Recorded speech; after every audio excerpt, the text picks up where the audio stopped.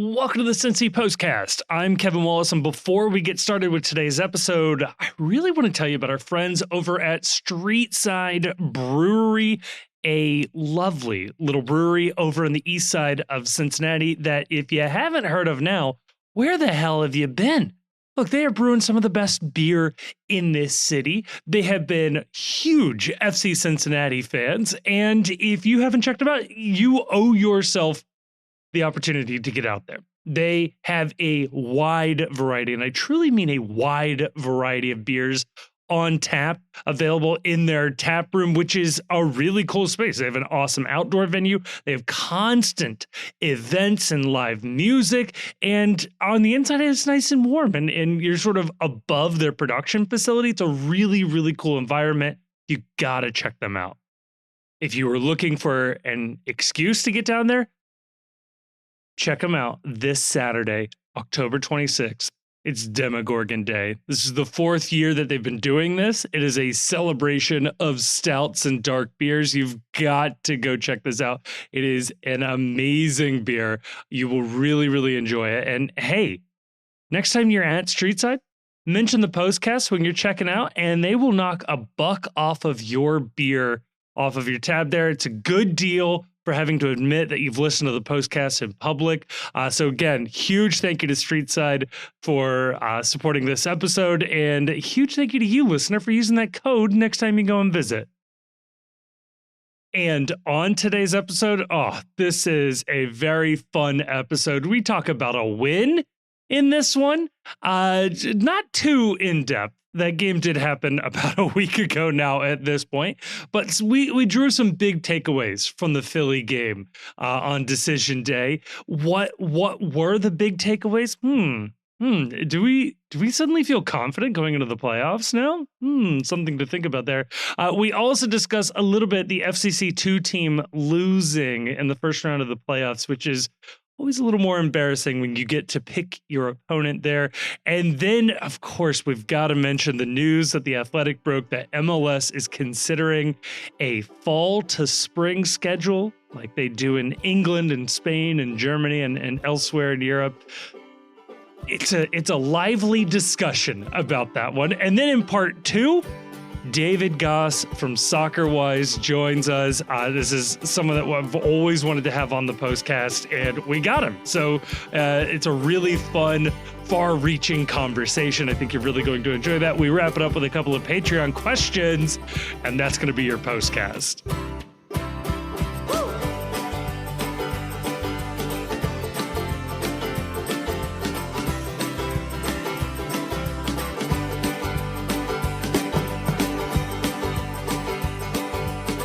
Joining me to talk about all of that and more, I've got two gentlemen here still recovering from their Cincinnati chili flavored hangovers from Streetside. Well, at least Grayson. It's Chief and it's Grayson. Chief, are you sad or happy that you missed the Cincinnati chili shot? Yes.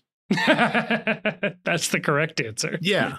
I'm going to trust Grayson's review from the live show, and that's it. Just needs a little more time on the radiator before it's ready to go. So I'm excited to experience with both of you when we do it again, when it's more fully formed, when the body is a little more robust, where I can offer my review and then you can offer me the comparison of what I missed by not having it in its original, more unrefined form. I'll take your word for that. It's sort of the white dog version. So I guess it's like the white hot dog or the Met-versed version of it. Yeah. Or the Mitch Hildebrandt interview version of the Postcast. That was far, far, far from the worst effort this podcast has. I'm not saying worst effort, but you can really tell it's unaged. It's an unaged podcast. Not quite ready for prime time. Yeah, it came before its time. You know, we dropped that episode now. People pay attention. You drop it 2 years ago, nobody's paying attention. Probably for the best, given where we were. It was a great interview. No, I loved Mitch. Mitch was a great part of that. It was us. It was us. People he wanted to him. give more. Yeah. He wanted to give more, and we were too nervous of interviewers to really. He was really the first pry former player, right? So yeah, I that think makes so, sense that we were a little.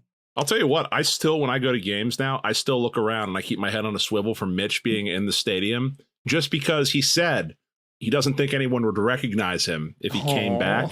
And I don't want him to be proven right about that. I want to be the person shouting across the concourse, Mitch. Mitch. I had heard that after GB visited last year, leaving the stadium, or at least maybe even it was leaving Northern Row and going to the stadium, he apparently broke down and cried because he had no idea that like all these people in Cincinnati like cared about him and remembered him and enjoyed him. And man, damn, that's sad and happy all at the same time. Yeah. No, I did. I missed the live show. I missed you guys. I went back and I listened to it. I never do that because I hate the sound of my own voice. How was it? How was it? It was good. It was a good listen. It was a good listen. Thanks to Laurel for coming on. That was cool. I'm sad I missed that. You guys did great holding the fort down in my absence. I appreciate that. Good stuff. I'm mad. I am upset that I missed it. You have my pledge as a listener, as one of the 12, that I will probably not miss the next live show. I like that promise a lot.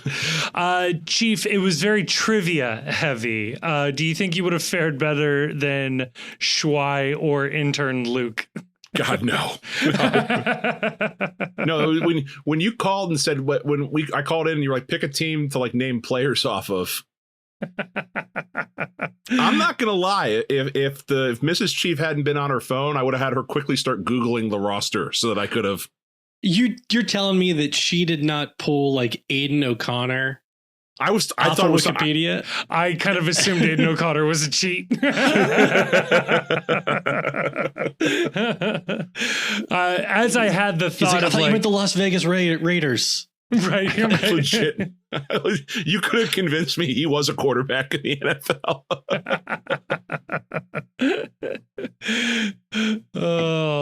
Gotta make it obvious. No, that was good. Did you guys have fun? That's the important question here. Yes, I had fun. Grayson, did you have fun? Yeah, I had a great time. You know, got to chat with some listeners and try some really great liquor. An even better beer.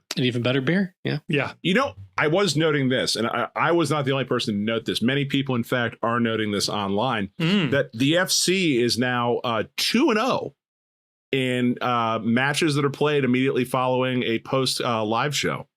Whoa. Should we try to abuse this power, or should we use it like when we need a must win? Like, let's say we get out of the first round and we come up against Columbus. Do we host one then, just to like send the energy that way? It definitely feels like the kind of thing that the more you use it, the less potent it becomes. Yeah. Yeah, I wouldn't want to ever ruin the mojo. That would be the worst possible thing that could happen. Sort of like away days. Yeah. At this point, the club should be paying us not to go to away matches. That's a good point. Yeah, if our demands are not met, we will continue to attend away matches. And you know what happens when we attend away matches. Our fingers over the button. We will attend every single match this season. If they pay us enough, we'll do only live shows and no podcast. Ooh. Yeah, I can be bought. Yeah, that sounds possible. sounds like something we would do. Yeah, vibes. What? All right, let's put it this way then. Yeah. So I don't think anyone wants to hear a recap of the Philadelphia Union match now a week afterwards, basically. Yeah, like 5 days afterwards. Not. Yeah. I'll ask you guys, as people that were, your fingers are on the pulse. You were among the people. You were among the FC Cincinnati faithful. You watched the match with the FC Cincinnati faithful. Following that victory, where are the vibes right now? I will say vibes are good. My vibes are good. I think this is the situation of like, we finally saw the team win, put together a pretty competent performance. They conceded a goal. Back in my day, we used to call that an MLS clean sheet. Okay. You know what I found out recently that makes me feel better and worse? FC Cincinnati has allowed the fewest touches in their own box of any team in MLS this season. It sounds like a really good defense. And then you realize that means we concede a lot of really far out shots. So that tracks with what happened against Philadelphia. Or you make it too easy, right? Like one ball into the box, one touch goal. Yeah, there's not a lot of scrambles. We do a lot of that too. Yeah. Yeah.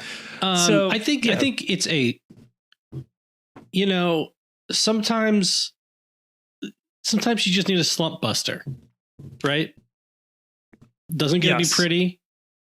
Doesn't matter how you get it done, but you get it done and move on.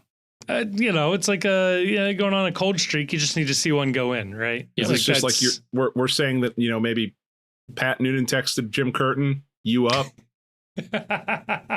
And this is what they needed to get back the mojo back.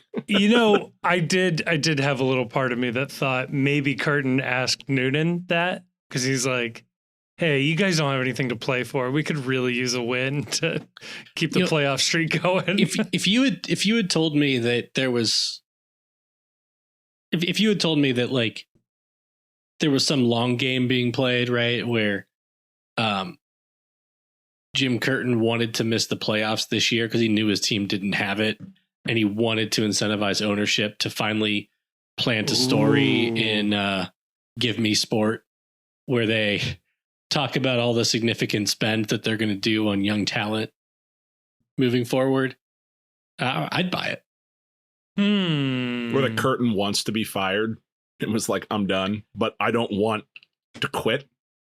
Well, they did report that he turned down the opportunity to be considered for the Atlanta United job. Oh, that's interesting. I think Tom Bogert reported that. Ooh, I missed that. That's interesting. And he also reported that Philly's ownership is talking about all the significant spend they're going to do. So sure, yeah. Miss the playoffs. Put the pressure on. I buy it. But then you have like Kai Wagner going to the media and saying it's tough to win with all these homegrowns that don't actually care. That plays into it too. Yeah, that's right. I was about to say that feeds the narrative right there. It does. That if Jim Curtin got together with Kai Wagner and been like, we're going to give him something to talk about. I do like that was the narrative that came out of that. Never mind the fact that like when Philly was at its winningest, they had even more homegrowns that were like regular bigger contributors. Oh well, I mean, whatever gets the narrative out there, I guess. So are either one of you troubled that this was a win, hooray, but they had to pass the ball into the back of their net in order for this to happen? No, we would have done it. Yeah. I do. It does feel like that own goal came with the run of play. Like it was not like the own goal scored during the run of play. I love this. This is great. Talk to me about this. No, I just mean like in the flow of the game, we were dominant. We were the ones putting pressure on. Now in this exact moment, none of that was happening. Right. But like we alphaed our way into that own goal is what you're saying. Karma-wise, right there. We were owed a goal based on how well we were playing. We don't get an XG for the own goal, right? I don't think that so. Doesn't go toward like our XG at all. And I don't think it goes against their XG either. I would love to know how you compute XG on an own goal back pass directly into the net. So my point is, like, on the stat line, FC Cincinnati was dominant without even considering the own goal. Right. So yeah, Philly had the burst of energy to start the game when they scored in like the second minute or whatever.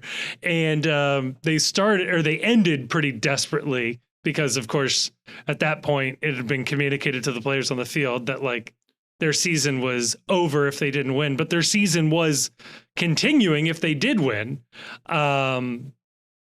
And so, yeah, they threw everything at it. And at that point, FCC had the lead. But otherwise, between like the 5th minute and the 85th minute, this was all FC Cincinnati.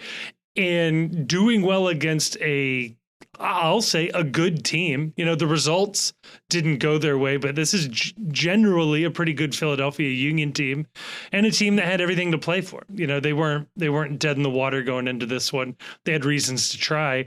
And in a lot of ways for Philly, this was their first playoff game. So high pressure situation. FCC comes out looking good. They look good on the night, I should say. They don't come out looking good. They don't come out the exact opposite, in fact. Overall, they look good. So yeah, I'll absolutely take it on that one. All right. So question 2 then, after getting back the vibes and after about, did we deserve this win? We did see, and you guys touched on this a little bit on the live show, but now I'm curious to see what your reactions are after having watched the match. The Mad Lad did it. We went an entire season not using the same lineup twice. This lineup, featuring the up top deadly striker combination of Luka Orishano and Yuya Kubo. Luka, who tells Carter Chapley after the match he very much enjoyed playing striker and would be open to doing it further. Is this lineup the playoff lineup? Or are we going to see yet another new lineup for FC Cincinnati? Would you run this lineup back out again? I would. Yeah. I think this is where we are right now. This is the best lineup. And it is the lineup that should continue to go forward so long as everybody is available and healthy. I think Kubo and Orishano, everything that we've said about Santos and Joaquini and Kelsey and everybody else, at the end of the day, the two most dangerous forwards on this team are Kubo and Orishano. Assad, he's not everybody's dream pick at left wing back. He's good enough. He's not just good enough, scores the goal. Like he's very good on his night. Everything else just falls into place from there. There's not a player on the team that, because everyone points out like the gap that's left on the left side of the defense with Orishano playing there. And there's not a player on the team that really fills that gap as like a true left back or left center back. So left wing back. So the only change you would really consider making in the team is moving Orishano back to left wing back to get another one of your forwards on the field. But what forward is going to be more dangerous up top than Orishano? And as good playing with Lucho and the other attackers as Assad can be. Right. Assad's a guy who, yeah, he's on a minimum deal. Yeah, he's probably a bit washed, but he plays well with Lucho. Yeah. And so without like a perfect different option, right? That's the guy. Yeah. Yeah.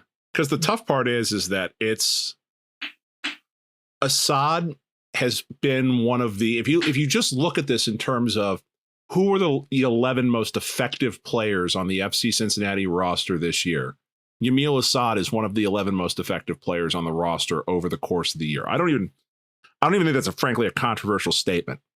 And Luka Orishano is also one of the 11 most effective players on the FC Cincinnati roster. Luka Orishano is like one of the 2 most effective players on the FC Cincinnati roster. DeAndre Yedlin has been one of the 11 most effective players in the FC Cincinnati roster. That's 3 wingbacks for 2 wingback spots. And this is the answer that gets all 3 of them on the field. And once you agree on that point, that these 3 players need to be on the field together, then everything else slots itself into place, because you want to, same logic with Yuya Kubo. He has been one of the 11 most effective players on the team. Like, you look at this lineup, it's like, who do you drop?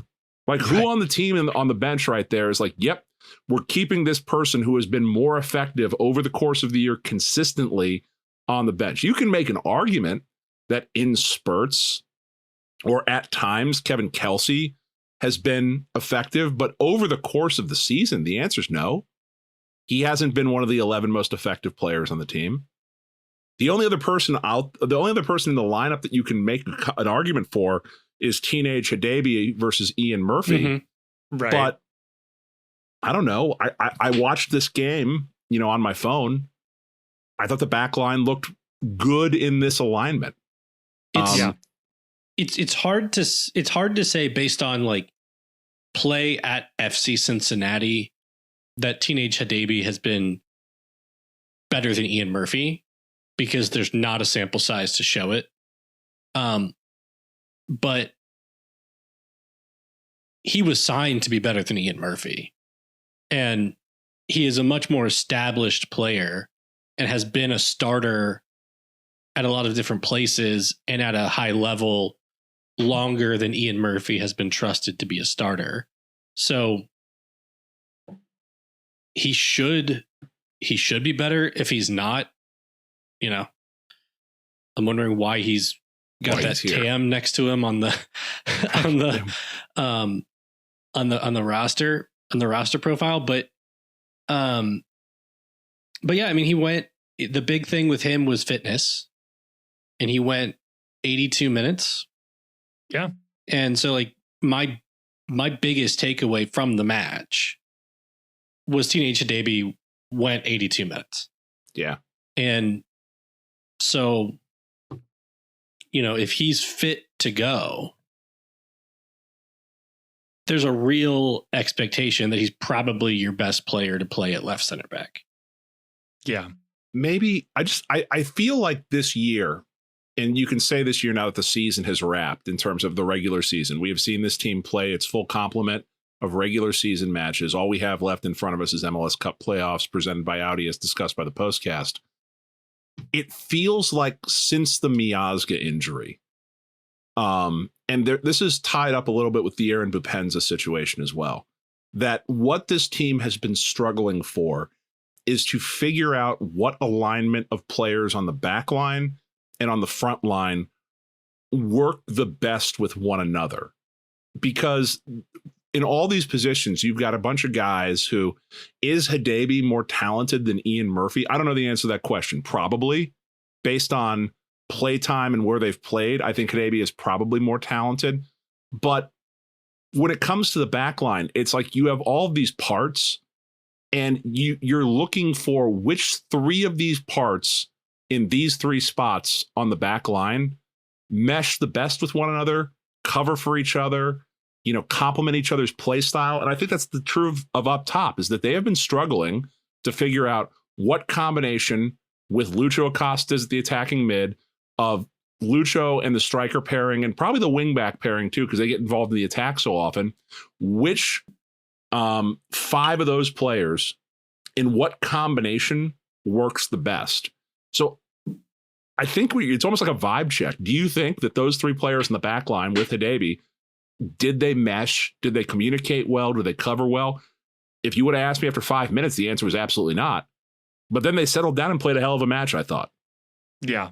And that to me is the biggest takeaway, is that not only did this lineup make sense on paper, that the lineup itself passed the vibes check. Everything made sense. Everybody was clicking and gelling.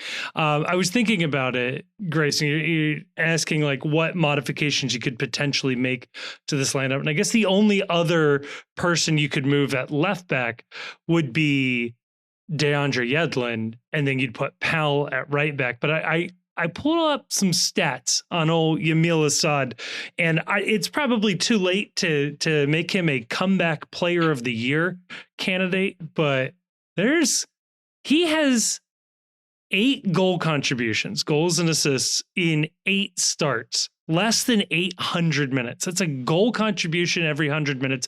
It's pretty damn good for, again, a guy on a minimum salary. But then you go on over to FBref, and they've got their versus fullbacks based on peers in the next 14 competitions over the last 365 days. I'm just going to read out his percentile next to some of these stats. Non-penalty goals, 99th percentile. Non-penalty expected goals, 98th percentile.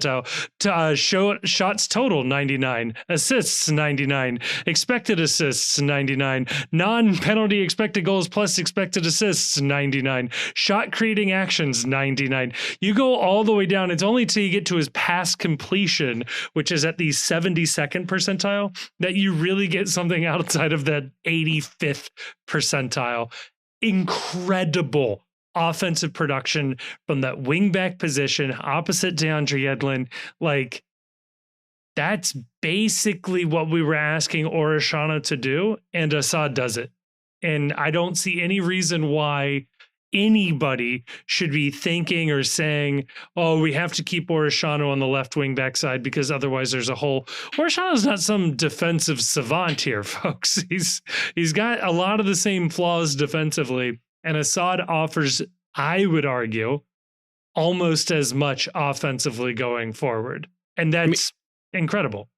That hole in space is going to be there. Yeah. It just is. It's just the I have to imagine. I know people complain about the amount of space that Orishano would leave behind him. But given how the roster ended up constructed, and given the formation that they've decided to play all year, I have to assume that the coaches also saw that space and chose that that's just going to be there. Yeah, because they don't have any choice, but to have it. And like, maybe, Teenage Hadebe, fully fit, is fast and smart enough to snuff that out when it becomes really dangerous. Yeah. And I think that's exactly why he's there. He's there to do his best impression of Yerson Mosquera. Just be the super athletic left center back. And that's why you play a back three. If they were playing a back two and doing this with the wing backs, absolutely. That'd be scary. It'd be a little insane. But that's why you have three center backs back there. These guys can fill in that space. They can cover. And not for nothing, Nwobodo played a hell of a game against Philly. It was a vintage Nwobodo performance. It was really, really nice to see. If we can see that consistently through the playoffs, I think this team has a higher ceiling than we thought maybe 2-3 weeks ago. Yeah, they got a chance if he's playing like that. Like, that's all, that's all you're looking for, is you're looking for what lineup and what play and what tactical decisions, what formation, what is it that gives you the best chance? And I don't know. I haven't had my socks blown off by anything they've done in the last 2 months anyway. And this produced a win against the team that was desperate for a win. Even if you take away the own goal, it produced a draw against a team that was desperate for a win on the road against a manager that knows us inside out. So, yeah, that alone puts me on my vibes coming out of this game as, all right, like, vibes were what they were going into it now. Yeah.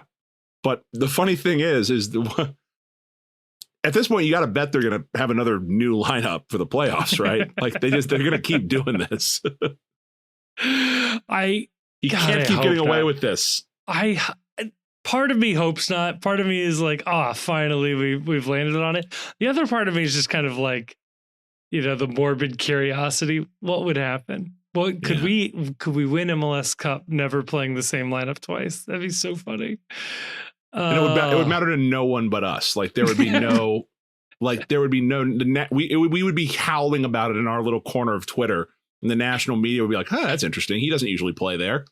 Right. I mean, that's the thing. I don't consume everything nationally, but it feels like that is just completely lost on everybody that I've read or heard is that nobody seems to be bringing this up. And you can say like injuries and stuff, and that certainly plays a role, but there's more to it than that. Like, I only lost two guys to season-ending injury, like 3 guys. Never mind. One of them's a backup goalkeeper. Okay. One of them was a 2-team left back. Oh, okay. Yeah, no, I missed that. One of them, got hit in the face really hard and then never played again. Well, yeah, that's true. Yeah. You said some things to the wrong people, and shit happens. Do you think that can we say now that he's done this and that Noonan has successfully completed the 34 match regular season no lineup? And I think that actually counts. I think that actually tracks for all of Leagues Cup and also I think so CONCACAF Champions Cup as well. Do we think that there was a bar bet or there was money on the line with Noonan to do this? And if so, who do you think he was wagering with? It's possible we are living in his like FIFA save, and he just got an achievement unlocked that like this is some sort of stretch goal he was aiming for. Like as soon as the lineup got submitted for the last game, I heard like the trophy ding from PlayStation noise. I bet this was a bet that came from Jeff Lorenowitz. They call him the Loretta Winstigator. They're always calling him that. They're always calling him I'm always saying that.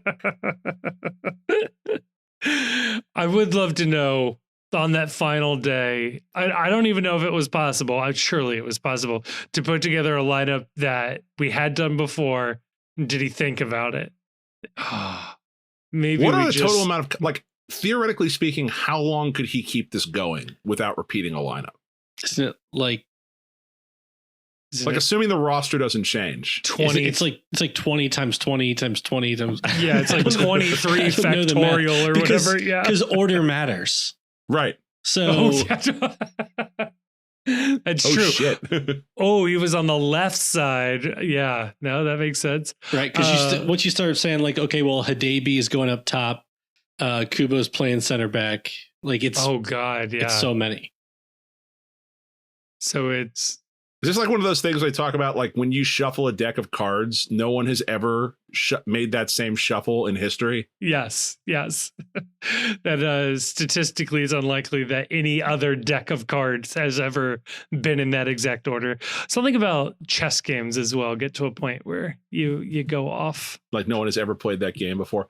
Yeah, I would be curious, like in the multiverse, how many different like lineups are there across the multiverse? How far away were we from Yu Kubo playing center back? And whoever's doing this, remember that you could have brought up 4 2-team players to play in 2 games each. Oh God. So then you have that entire roster. We got some time. Boy, we're just getting started in terms of lineups right here. Because it's guaranteed, I think at this point, almost guaranteed that they will have a different lineup to start the season next year to keep this rolling. I feel like they could roll this lineup out next year. Do they have depending on how they exercise? Because all of those players that started are either under contract next year or have a option or purchase option. Ooh, does Assad have an option? Pretty sure. Okay. It was this year with an option for next year. Okay, I wasn't sure if it was just a straight up 1-year deal. Okay. No, I don't think they ever do that in MLS. I can't. Nick Hagglund. Nick Hagglund has no option. But when he signed multi-year though. Have we ever signed a player for 1 year just straight up? Yerson Mosquera. That was a loan. Big difference. Right. I would have signed him for 1 year. I would have signed him for another year, and a year after that, and a year after that. He can keep playing until he is tired of being here. Oh man, I miss our son. Speedy recovery. Yeah, jeez. He was fun to root for the first 3 weeks of the season. We'll always have that moment where he checked that guy's oil incredibly aggressively and chokeslam somebody else. Yeah. Is there anything else from this game that we need to touch on? No, we have to move on. Yeah. I think we do. I think we closed the book on the 2024 season. In terms of a regular season, gentlemen, on a scale of 4 to 17, how would you rate this year? 9. Ooh, I was going to It's a go little like low. 12. Yeah, like 11 or 12 feels right. We talked, like, full disclosure, in segment 2, we asked this question about how disappointed should we be to our guest. Yeah, I don't know. Feels disappointing, but I'm ready to close the book on it and move on to the playoffs. It's like if you normally get really good grades and you just get good grades and you're like, hey mom, I got an A-. And they're like, well, is that the best you could have done? And you're just disappointed. No, because I didn't study. Yeah. And then, they're just, no, Weston McKennie didn't want to play here. Is this the best they is this the best they could have done this year? I mean, the answer is clearly no.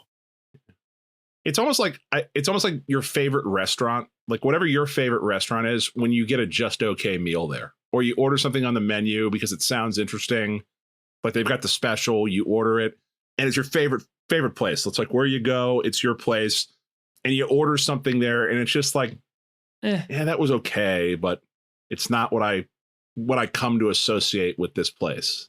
But the nice thing is, like, the final is like 80% of your grade. Yeah. They can always nail the dessert. Yeah. That is a good point. So we did say trophy or bust, and it's kind of annoying that Open Cup was immediately taken off the table from us to start the year, when you could see a world where maybe this team won Open Cup, right? And that was our trophy for the year, and that could have been fun. Well, yeah, most of the games would have been played when this team was really good. Right. That's what I'm saying. It was just would have need to beat like Sacramento and then a one-off against like, I don't know, Kansas City, and be like, yeah, hell yeah, we could win that. I think it would have been LAFC, but no, not in my world. Yeah, in this fake universe, I'm choosing to believe we run into nothing but cupcakes. Yeah. Awesome. We beat Louisville along the way. It would have been fun. We all would have had fun. I'm always saying we have fun in the Open Cup. It's BS that LAFC had like a subpar season last year and was rewarded by getting to play in the Open Cup with just a bunch of scrub teams. Yeah. And we have a subpar season, and we're going to be stuck playing that stupid CONCACAF Champions Cup again. Can we opt out of Champions Cup to opt into Open Cup? No, we'll take the GAM and then just like pass into our own net for 6 goals and just dump ourselves. We'll self-eliminate in the first couple of rounds. Or, yeah, this is what we do. Can we loan FCC 1 players to FCC 2? Because they didn't let FCC 2 play an Open Cup last year. No, they didn't let anybody play an Open Cup last year for this team. Oh, not for us. They let some 2 teams and some senior teams play. Damn. We didn't get to participate in any way, shape, or form. So we have to find a willing amateur team that will take on short-term loans of our entire match day roster. And then we just let the FCC2 team play in CONCACAF Champions Cup, see how long they go, do their 4-day call-ups or whatever. And I like the universe where we're petty and like we just loan our players to help to eliminate teams we don't like. Yes. We loan a bunch of the 2-team players or like 1-team reserves just to beat Louisville somewhere on like a 2-day loan. Yeah. Hey, Pittsburgh, you're playing Columbus. Would you like one Lucho Acosta? Not on that field, no. Artificial surface with the train running right next to it? Absolutely not. About a Dado Valenzuela. There, now we're talking. Okay. Now we're talking right here. You could convince me of this. Speaking of the 2-team, yeah, I did go to the playoff loss last Sunday. I'm so sorry. The sold so it's out your fault. Playoff loss. It is my fault. It's my first 2-team game of the season. You ruined it. It was interesting lineup. Carter said that there were no first team quote unquote ringers in the FCC2 team, but that feels rude to London Agadu. who's point. on a first team contract and has appeared for the first team this year. Same with Paul Walters, I believe, started that Paul game. Walters, yeah, he's a homegrown. But yeah, Paul Walters also started. It's a different crowd. It feels like a throwback to like early Nippert Stadium. Aw. Where there's different main characters and there's people who are clearly very passionate about FCC2 and get really into it, which is great to see. I got to see a Stefan Chirilla goal. You know, I'll always remember where I was when I saw Stefan Chirilla score for the first time. But unfortunately, they did that thing where they dominate most of the game and give up 2 cheap goals and lose to Crown Legacy FC, who, after their second goal, they ran toward the bench and they were screaming like vamos at the crowd. Whoa. And I shouted at them. I was like, this is MLS Next Pro.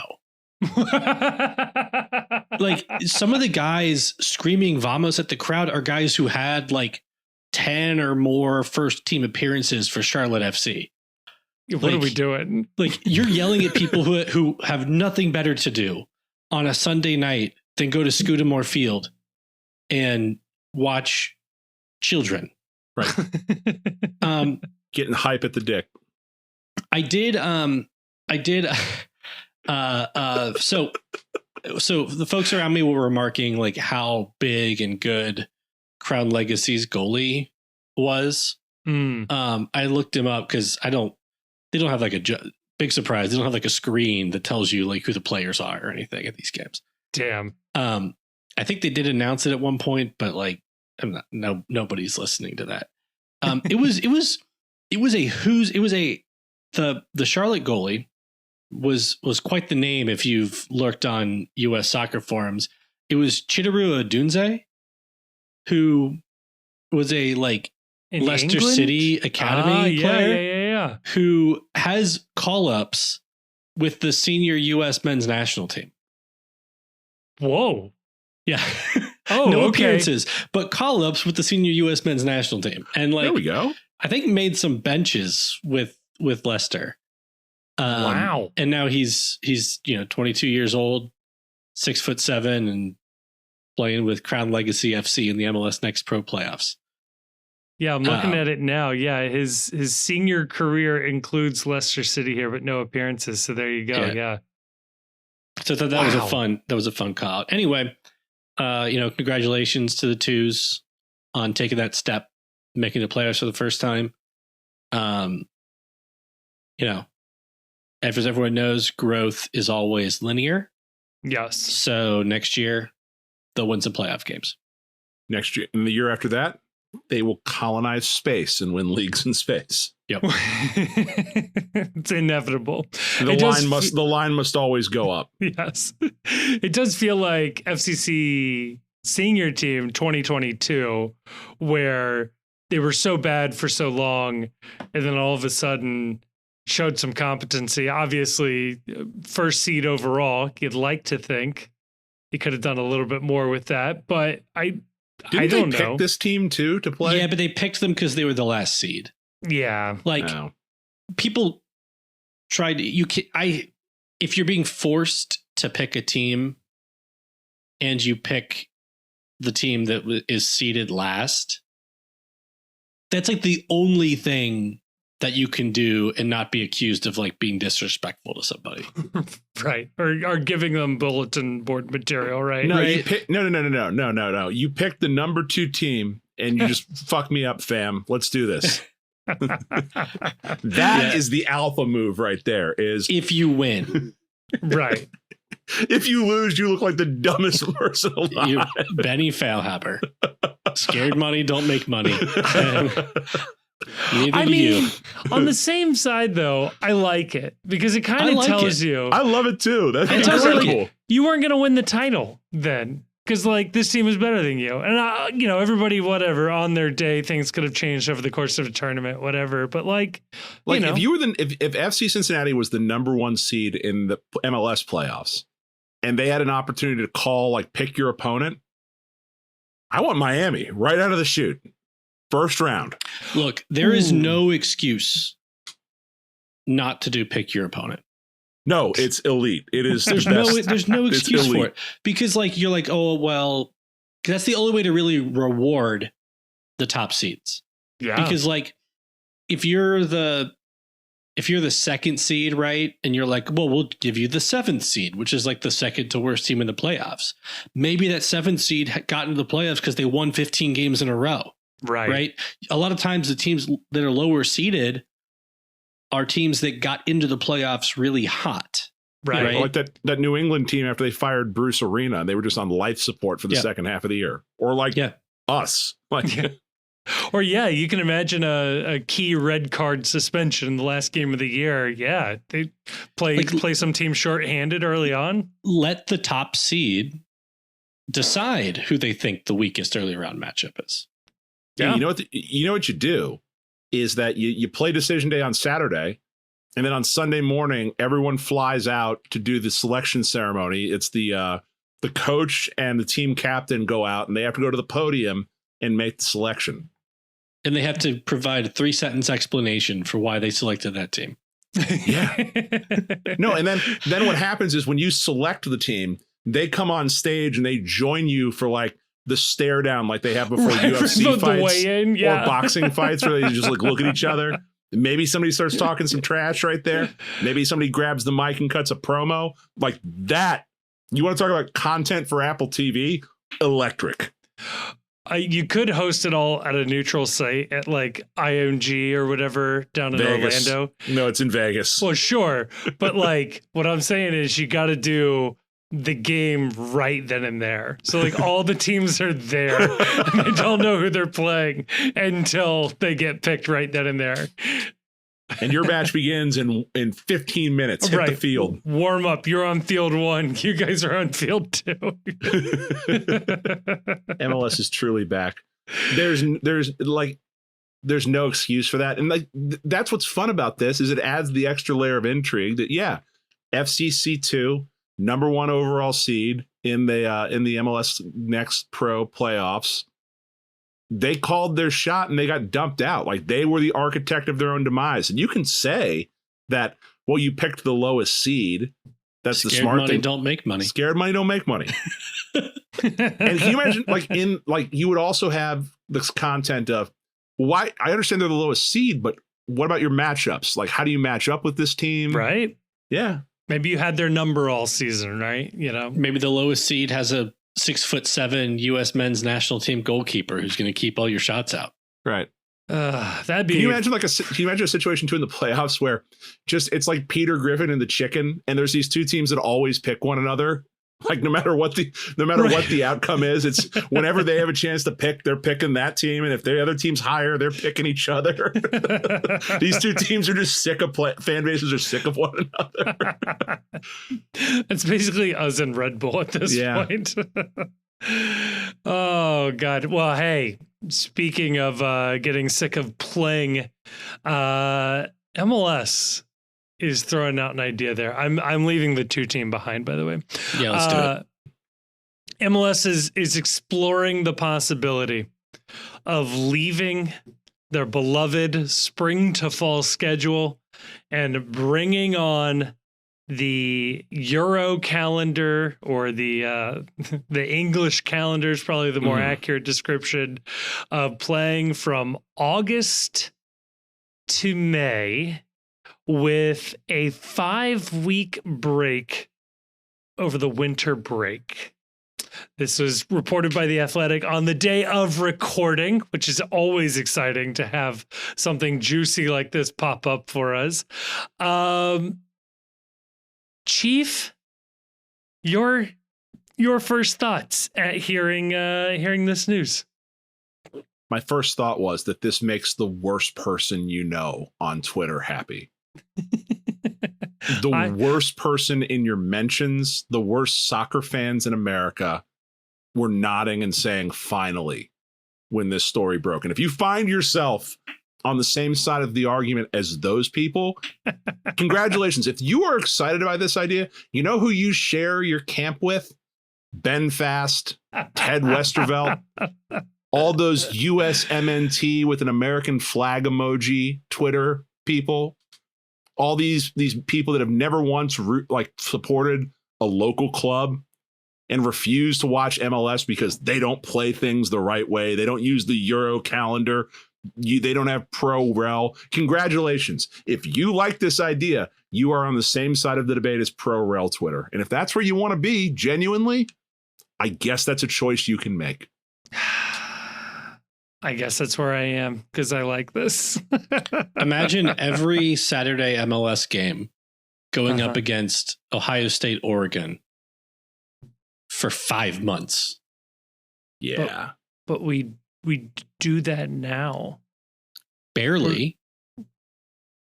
I mean, college football. Most team seasons end in November. Sure. Football, college and professional football go on for like 3-4 months after that. Until February. Every Saturday. Right. Like the NFL starts playing Saturdays as soon as college stops. So if you're MLS, do you want your most important games going against the NFL or least important games going against the NFL and college football? It doesn't matter. I want the most important, which is why I want the playoffs there. No, because then they get overshadowed. Sorry, I want the least important going against football. I said it wrong. Which is why it's good that the playoffs are there. Okay, I got right. Because also, the way MLS is viewing this is regular season games going against the NFL, college football, right, see, the NBA. Hold on. You got to show your work here. Who is this theoretical person that would be tuning into MLS Cup if it weren't for the fact that the college football is being played at the same time? Like, there are no casual fans of this league. Like, everyone that cares about MLS is watching MLS. What if... Because you have to pay for it. You have to specifically pay to watch this league. Nobody stumbles across an MLS game on TV anymore. Well, two things about that. One, Fox Sports 1 and ESPN are less likely to buy simulcasts during this time of year because they already have all of their inventory there. They're not buying them anyway. Fox Sports bought a full slate of games for this year that they simulcast. That's why there was a number of games on Sunday that they put on like weird 4:00 times because they were trying to dodge the NFL earlier in the year and they're trying to dodge college football. I think you offer a more compelling package. You also give yourself a chance to get casual fans. Like, who's casually watching MLS on Apple TV? Like, who is doing that? I would love to meet the person who is like, yeah, I'm kind of into this league. I'll spend $80 for the package to watch this. You could buy a monthly package. See if you like to follow your local team. If you're in the area. If you're an Ohio State Buckeye fan and you've heard something about this other team, in the spring, there's nothing to compete with. The league gave up on this already. When they signed on with Apple TV, they gave up on this idea of being something that people just stumble across. And like once they made that call, great. It paid for his lordship to come here in Miami. It paid exponentially more than any other deal on the planet. But as soon as you put yourself behind the Apple TV ecosystem, like you've lost the argument of, oh, there's so much competition, no one's watching us. It's like, they don't care if you watch. It's just, are you paying to watch? Are you paying? Like, once you pay for Apple TV, they don't give a shit if you actually watch the MLS game. They've already got your money. Like, I don't see the argument for needing to be like, oh, we need to get our playoffs away from all this competition. Brother, they already got your cash for the playoffs. Like, they got your cash for the playoffs back when you signed on in June or March or April. Like, this is, I don't understand this theoretical argument that they are missing people because their playoffs happen during the NFL calendar. There's always something more important than MLS going on in the U.S. sports calendar. It's always going to be that way. Just not so much in May. Like you'll be in a much better position in that April and May time period. I think it makes a lot of sense. And any game that you make, you're going to lose by the fact that suddenly your Wednesday matches are during the school year. So you see what the stadiums look like around the league on school nights once school gets back into session on weekday matches, watch that go to nothing, because it's not just kids that can't go. It's the parents that have to get the kids to school the next day that can't go. You really want to have people sitting through matches in, that wonderful time period we have in the wintertime where the high is 5 degrees. And it's like, nobody wants to go do that. Like, I barely want to go from like my car to my office in the wintertime. People will do it for the NFL or for college football because they're sickos and football is the number one sport in this country. But you watch like an average college football game in the MAC where it's like sub-zero weather and there's no stakes attached to it. It's not a rivalry game. Like, you can count the people on one hand who are at a lot of these games in that weather. I do think it's going to make the regular season a much more miserable experience and hurt your regular season atmospheres quite a bit. I see where you're coming from, where you're talking about the, having the playoffs in, late spring, and there's not a whole lot against it. And the weather will be nice for all of those games. But other than that thing called the NBA, that'll be having its playoffs at the exact same time, and the NHL. Yeah. NHL, those way are less both, worried about. Those are both like more regional sports than the NFL and college football, which everybody, no matter where you live, if you're a sports fan, you're watching those big games. And really what the NFL, like, people watch like all the games, right? Like every game does big numbers, no matter really whether it's like a quote unquote big one or not. I don't like the automatic like mid-season break every year, and then having like obviously another break in the summer, but that break would coincide with the international competitions, I assume. Yeah. And so you're having the issue that they have in Europe that they're complaining about regarding this Club World Cup, where they're like, we have too many games and we're never off.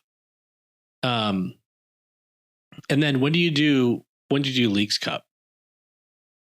Summer, or in that 5-week gap if you decide to host them in neutral sites or something. Yeah. Across the season.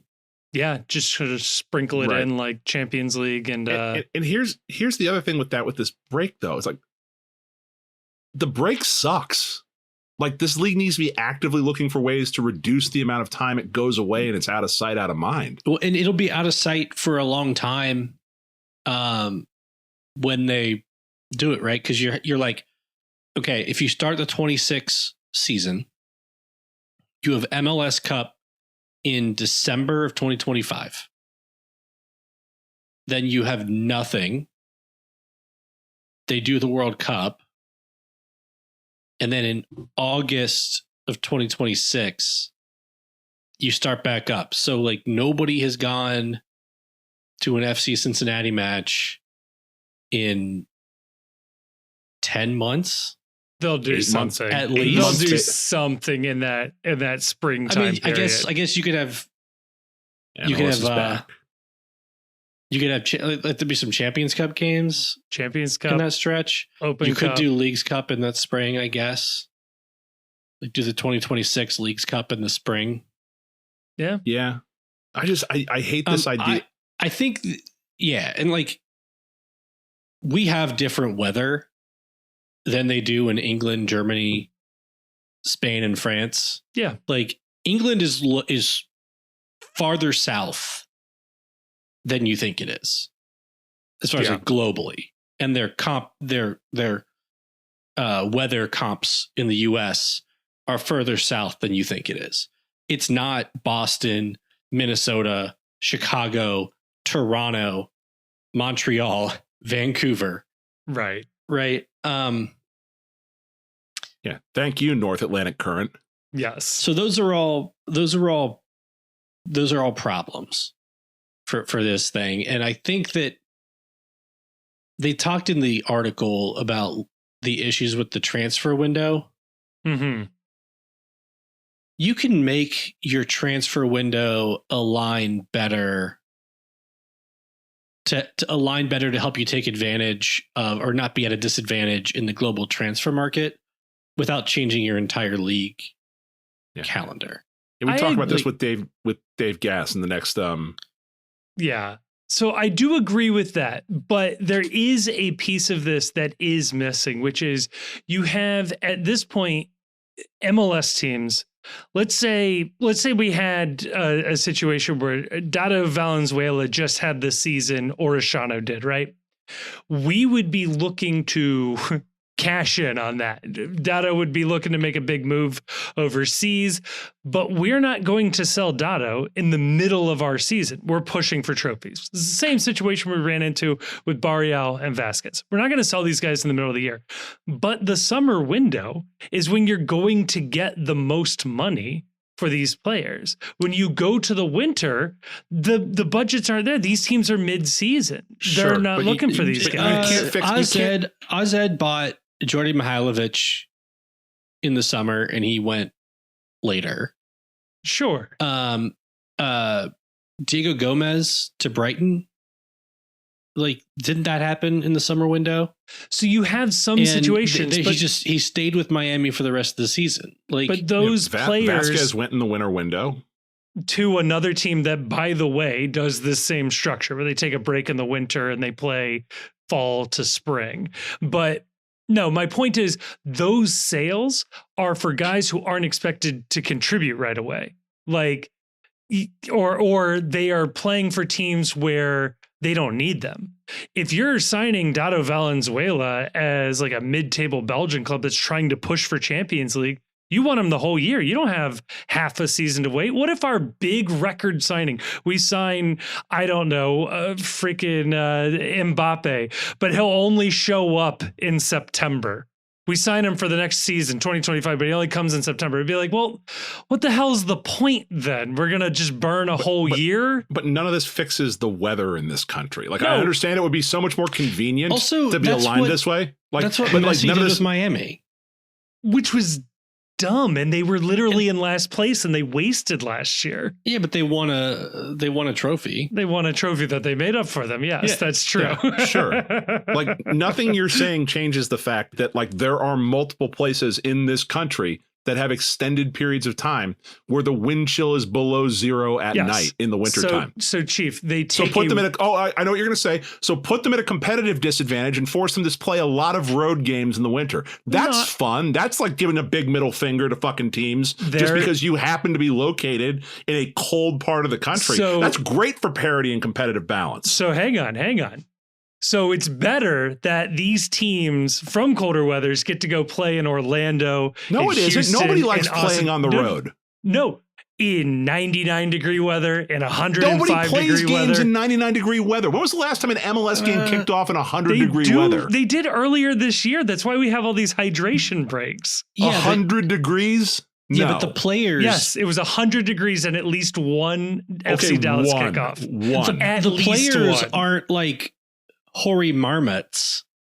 They're South Americans. Like, so it's better that they play MLS Cup at 1 degree Celsius than it is that they might have to play. In 2017, it was literally 1 degree Celsius. First off, this is an American podcast. We don't do Celsius on this podcast. Yeah, cut that shit out. That's a lie. 34 degrees. 1 degree Celsius is a lie. 34 degrees that is Fahrenheit. Not 1 degree.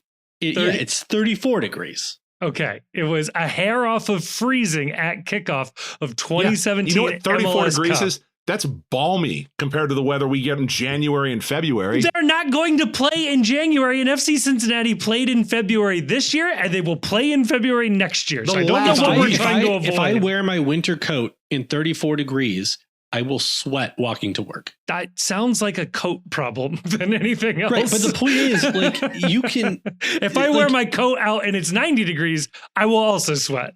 Right. So, like, you can't tell me that it's almost no degrees if I'm extremely comfortable outside. I don't think I Zero was should telling be you it's no miserable. degree. Like, why- any Oh, scale that this you have is a is Celsius miserable. argument. Yeah. Sorry. No, yeah, Zero should Celsius be is too bullshit. cold to go outside. Yeah. Like if you tell me something is 0 and we're getting into negative numbers, that's something where I should be like, it is dangerous to go outside. We should And it is- actually be doing Kelvin, yeah.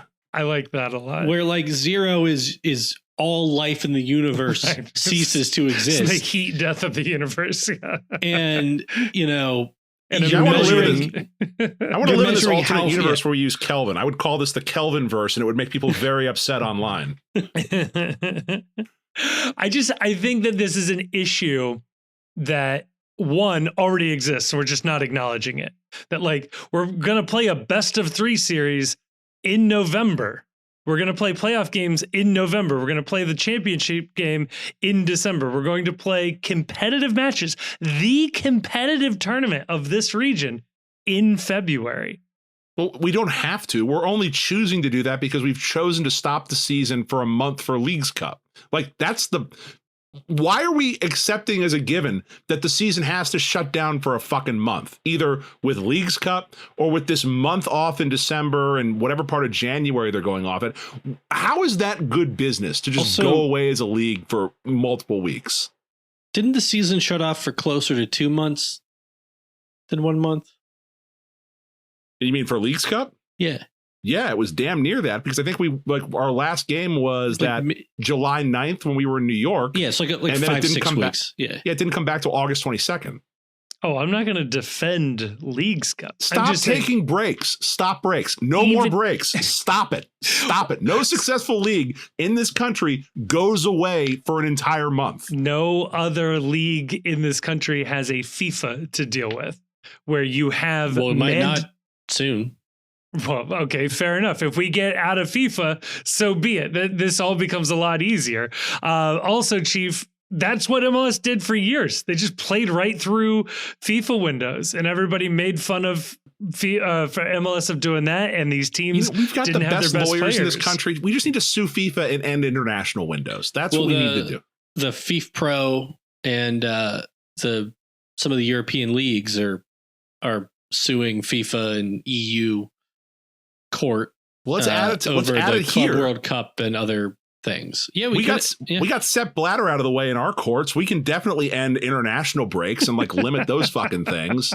That's the way forward, not this horse shit where we're all freezing our nuts off Feels trying to a watch lot- soccer in in the middle of the winter. I do think that FIFA should be crawling to the leagues and the players for permission for them to participate in international competition and not vice versa, Yeah. where teams paying guys, 7-8 figures a year have to like constantly be on the lookout that FIFA like might not let them use their players at any given time. I'm telling you, if we just get the top 5 European leagues on board, we can jump along. We can be like the American Athletic Conference and say Power 6, and we all agree we're not putting up with this bullshit any longer. Good luck having a World Cup without any of these players in it.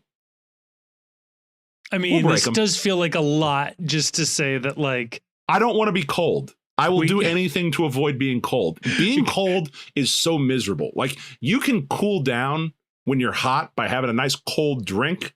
You can go into the air conditioning for a second. Once you get cold, you're done until you go somewhere that's warm for an extended period of time. I like being cold. yes. I just am deathly afraid of change. I'm against the spirit. change.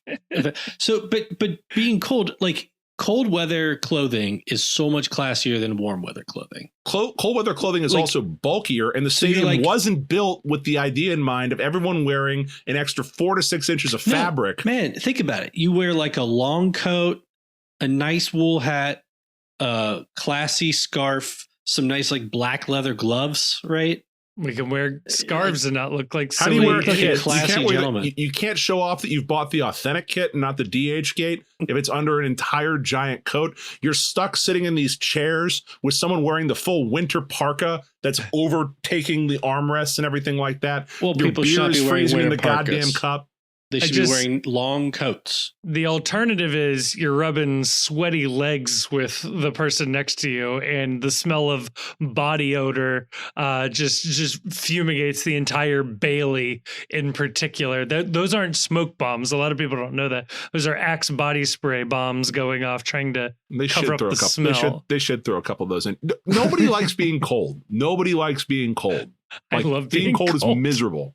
I sleep with the window open in the winter most of the time. You're just a psycho then. Your opinion isn't valid on this debate then. That's a psycho move. Well, here's the thing. We already accept that the league plays games, competitive games that we want our team to win in December and in February. So all we are arguing about is 2 weeks in December and 2 weeks in February. Yeah, those are miserable weeks. Yeah. So on those 2 weeks, you can go play in Houston, go play in Orlando, go play in Vancouver's Dome, go play in LA, Also, go play in San Diego, go play in eventually Vegas, Atlanta, Miami. I can keep going. We're not fine. So hold on.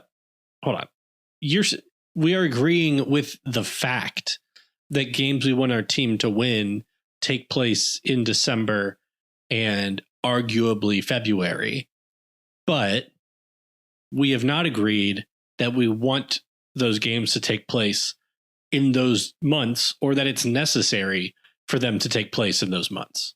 Like when the opening weekend for San Diego came out, the overwhelming reaction online is February 22nd is way too early to be starting the season.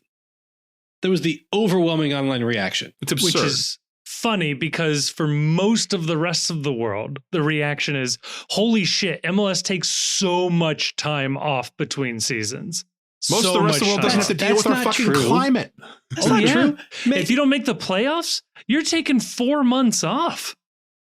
What are you taking off in England? If you're not in the Champions League, you're taking off May to August. June, July is all you're getting off.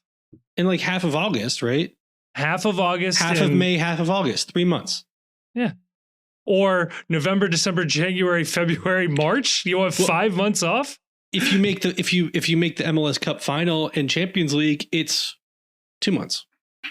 So we're where we should be. Yeah. And where MLS was, but I will say, before League's Cup, they were already pushing this. I don't understand why we have to apologize for this when they're like every person in all these top 5 leagues would die spending a year in Minnesota. They would die spending a winter in Minnesota. You know who's not saying that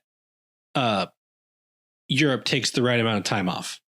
The players. The players. The FIFA Pro, when they announced their lawsuit against FIFA, put out a supercut of all of the star players talking about how many games they're playing and how, all of these competitions are just increasing the workload.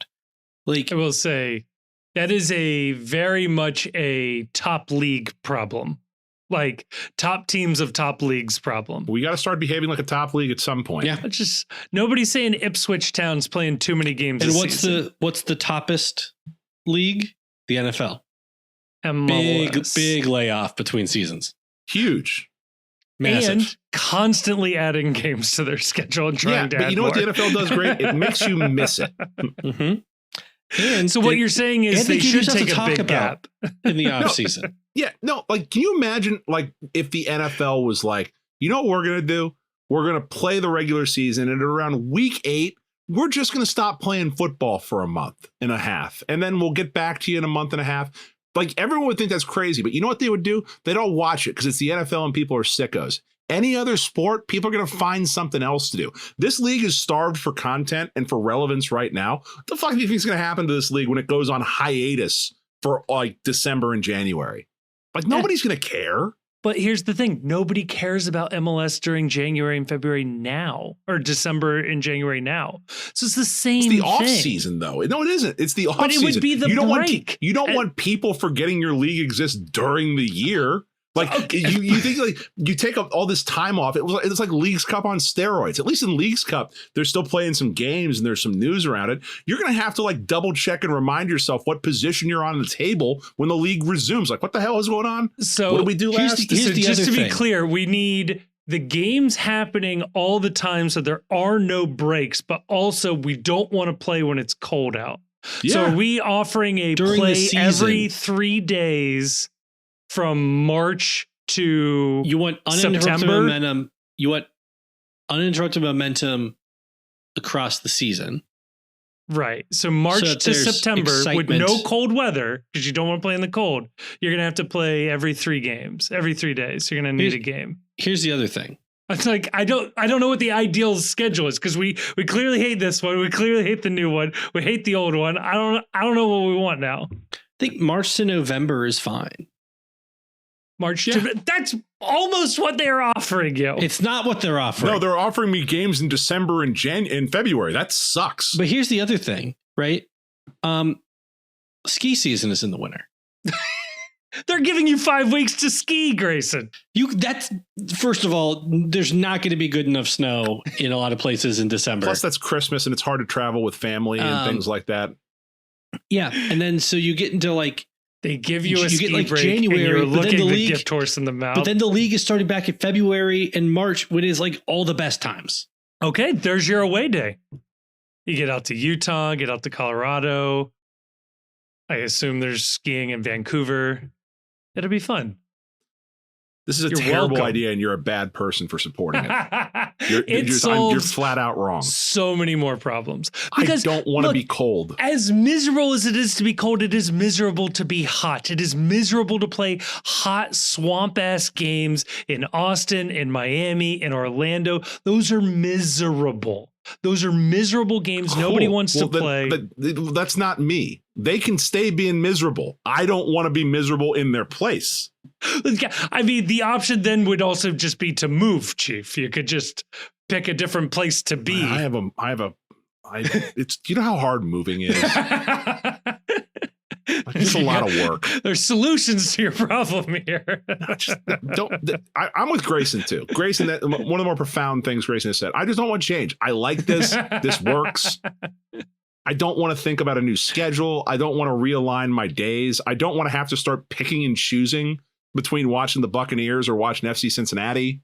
Like, I don't want to do it. No, this is bullshit. I'm done. I'm a Xavier season ticket holder. This will fuck with that too. No, I'm out. And for that reason, I'm out.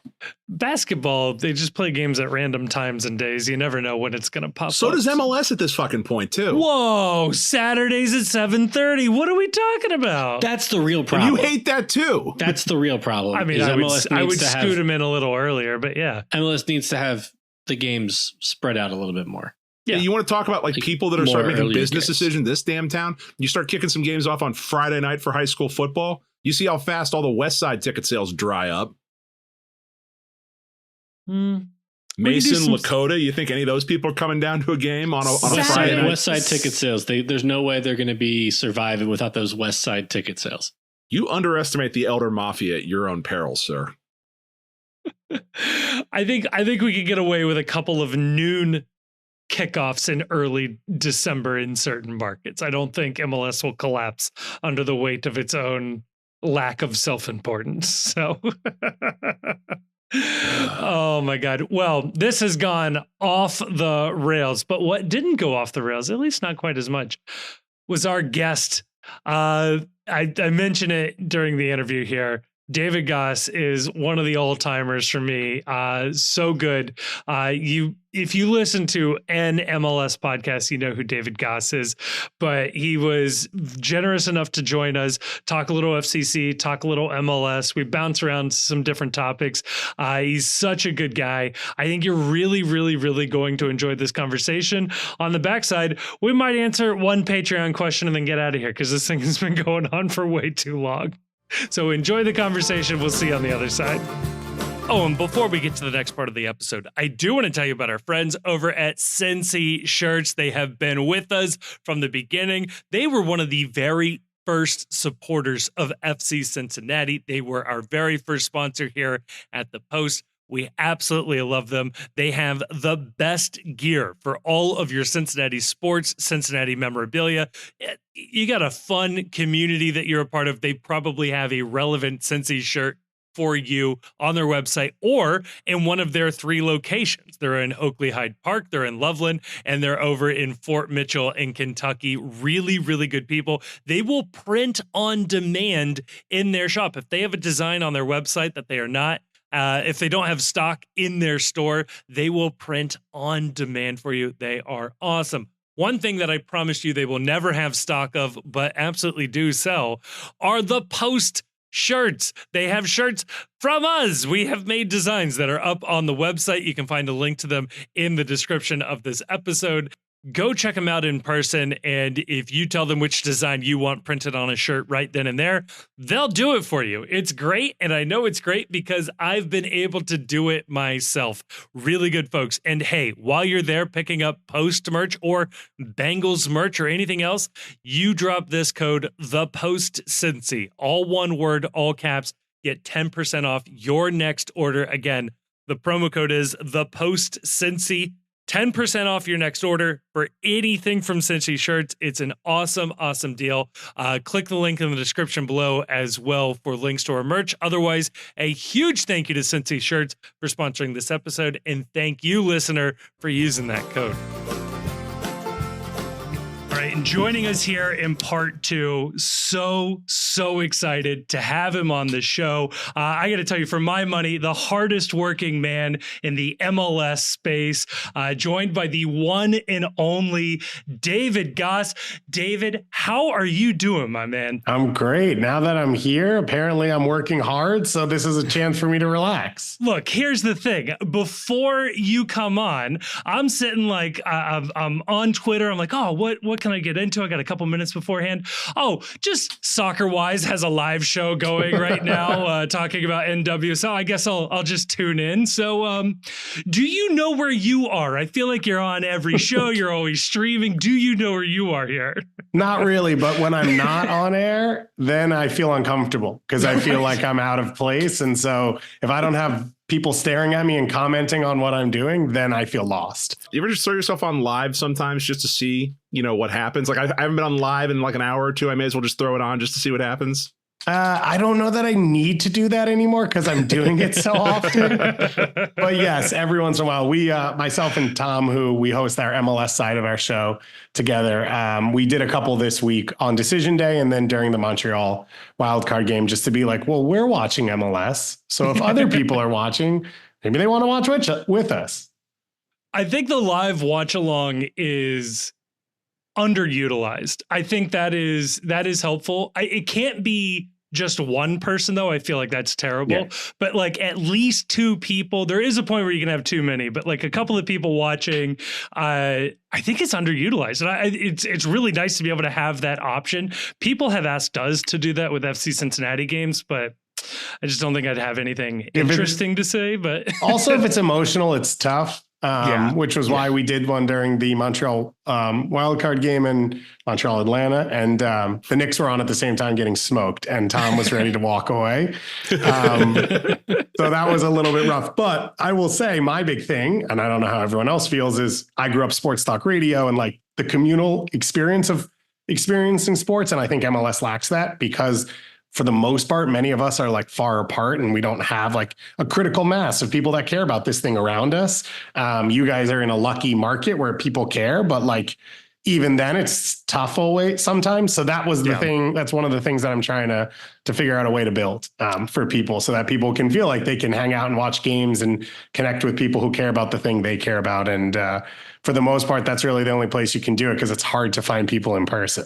It's a nice way of saying that if you're watching MLS games, you probably don't have anybody to watch it with. It's been my experience, and I've worked in the space most of the time. I mean, the amount of times I've gone around the MLS league office to a bar and them being like, yeah, we're not going to put that on. It is funny that I've often said that this league will not truly be established as part of the U.S. sports landscape until there is not only a post-match call-in show that everyone can drunkenly call into to complain about the team after they lose, but also a daily Paul Feinbaum type show where people can just get on and go on unhinged rants about what they have just watched the weekend prior.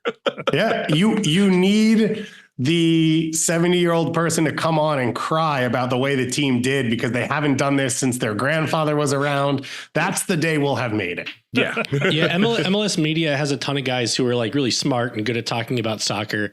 What we've often said on this show is what it's missing is like a whole ecosystem of like the dumbest people you've ever heard in your entire life who also make a living talking about it. It is the Max Kellerman or I don't know, Stephen A. Smith. I guess we could keep going down the list of MLS that we're Skip waiting Bayless for. is what we're really missing, I think. I know. I didn't know if I was going to go there. Yeah, let's make him name media people so he burns bridges and places. Yeah, name all the worst people, please. To be clear, I don't think Stephen A. Smith's walking through that door Right, anytime no. soon, so I'm probably safe on that one. Yeah. I do like the idea that the problem with MLS soccer ecosystem is that everybody is too smart. Yeah, right. That's really self-congratulatory. Well, not us. No, definitely No, not definitely us. So, David, I bring you on because one, people have asked like dream guests before, and I'll be honest, you've always been in the top 5 for me. You are absolutely somebody I've wanted on. You've somebody that's been in this space for a long time, and like I said, you were putting out daily MLS podcasts there for a little bit. Obviously, a veteran of Extra Time and Soccer Wise now. You have such a breadth and depth of knowledge of this league that I think is unappreciated. So I butter you up to say this. Here on this podcast, we have had a fairly, I would say, and gentlemen, feel free to disagree with me, we've had a fairly disappointing view of the FC Cincinnati season in 2023. But every sort of season in review or, tiers of the playoffs I read, everybody's got FC Cincinnati as getting an A for the season and that they're a good team and that this is really good. I'm curious how you square that. Do you see FC Cincinnati as being a really good job well done team in 2024? Or do you see our side of being more disappointed with how this went? I'm going to make some assumptions here, but I assume Please. the disappointment comes from the fact that it sort of feels like a win now team, and Yes. it doesn't feel like a year in which they're going to win. Yes. And that's been my thought around FC Cincinnati as well for a little while. And part of it's forced, right? You can't play on the Matt Miazga injury. I guess you should know Bupenza is who he is, but you made your bed with that one, and that came off the Brenner move. And so I think underwhelming is tough because, especially the history. So you're talking about a stratosphere that feels completely different, and it feels hard to say a team that me and Tom sort of went through the worst teams of all time, and Cincinnati's on the list twice. For them to be on that list twice, to then go third in the East, potentially host MLS Cup if they get there, it feels hard to say that it's disappointing. But I do think they missed a window this year. The thing that will end up changing it, which we won't know now, is I think they can bridge it long enough that it wasn't an only win one year, right? Lucho's still going to be in his peak. I think enough of the contracts are going to be in a good place for them to still be able to build. Because one of the, I think, frustrating things coming out of last year is like, you had Brandon Vasquez playing as a DP on a non-DP deal, right? You had some of these deals that you had made that obviously put this team in an echelon, which isn't always easy to replicate in Major League Soccer. And when you hit on a few of these at the same time, then you're starting to think, okay, we're in the gold mine, but you can't get another player like that always to fill the spots. And that's sort of been the frustration, I think. But I think Awuzium's a home run. Like, I love him. I love him as a soccer player. I like him when Miazga comes back, the fit there and all of that. Orejano is, that's absurd. Like, to switch from a Barreal to player of that level, that again is not a thing that happens in Major League Soccer all the time. And I literally named a theorem after myself, which is it takes longer than it should, and it hasn't with him. So it's hard for me to say underwhelming, but I understand the frustration there, where they sit in the sort of their time period of where the success should be, that this should have been a prime year. And it sucks that Lionel Messi decided that he was going to play with his friends at the same time, because if you take that out, they are probably going in as one of two favorites in Major League Soccer. And like, you're right on the edge of that. It's hard to say that that's a bad thing. I think part of the other reason that it comes off locally a little different is that we have a really annoying neighbor to the north who seems to just do everything a little bit better than us as well. Is that going to continue forever, or can you give us some hope that maybe at some point Columbus will have a downturn? Because it feels like it's never going to happen. It would feel that way right now for you to finally turn the corner and for them to turn it just a little bit faster. They've got years of built up stuff that Cincinnati is going to get close to. Like Chris Albright's good at what he does. And the infrastructure, the investment's always been there, right? It's been the people making the decisions who have struggled. And so I think the belief that he will build as it goes along. I mean, I can say one of the things I do a lot of is academy. And FC Cincinnati was one of those teams that you'd have to ask if they had an academy when you went to some of the big tournaments. And now they're competitive. And the players they've pushed through, I think Dada Valenzuela is legit. And I think Steven Jimenez will be there. And I think some of the center back options they've brought in are really like impressive players that are coming through the FC2 team now, which has completely turned around from what they were the first 2 years to now coming through. And that's the stuff that like, that's fourth on Chris Albright's list of what he had to do when he came in, right? He had to fix the first team. He had to fix all of the things that were going on there to be competitive. The fact that they're already as far along as they are, because that's what's allowed Columbus to maintain, is Columbus built the club out below the first team so that when Tim Bezbatchenko left and when some of the star players left, they had the next Max Arfstein to come in. They could fill in for Aiden Morris. That's how you make teams like Seattle that are consistently good, is building a spine and then building a club around it. I think Cincinnati is one of those teams. I think it's one of those clubs. I think the market lends really well to it because you're market relevant and like there's energy, and TQL is a place people want to play. I think you're consistently going to get MLS veterans who get offers to come there and help keep the team at the level going forward. And I would give you hope in this. Wilfried Nancy is really good at what he does. And unfortunately, MLS is not the peak for people like him. So I would assume there's an opening coming somewhat soon.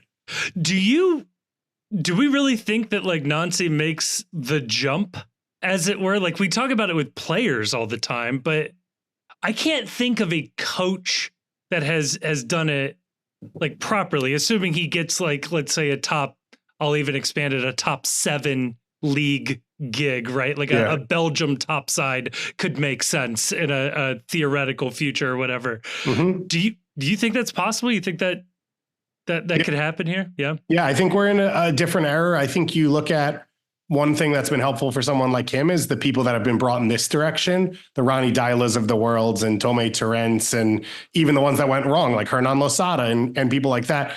I mean, Hernan Losada was a head coach in Belgium in the first division. So for him to come here, fail, and then for Nancy to do well, you'd assume that bridge is there. I think American ownership is a huge part of this. You have American ownership in these clubs where when they're approached with these options, they don't think it's ridiculous to bring someone in with his background. And he's, fluent in French and from France and all of that. So he has a connection there, which even goes above a Jesse Marsh, who had to go and learn the language before he was able to take over as coach and all of that. I don't know the pathway yet. Like we know the pathway for a player, right? We know here's steps 1 through 8 if you're going to make it to 8. And like, it's not surprising when a player goes to Belgium as a player to then move up. We don't know that pathway yet. Like, is a Liga MX big job? Is that the next step that he needs to take? Does it have to be an international job where it's like you have the chance and FA brings you in that maybe can have a competitive team? Like, does he end up coaching a Senegal or a Cameroon or something like that? Or does he go over and coach a Japan or South Korea or something like that to then get into that conversation as a head coach? But I think the culture has changed a little bit, the perception of a lot of these coaches. And I can tell you, I've been told that many MLS coaches have had interview options for the Dutch league, the Belgian league, for jobs like that. And so if you want it, I think it's open, and I think he's someone that's going to want it.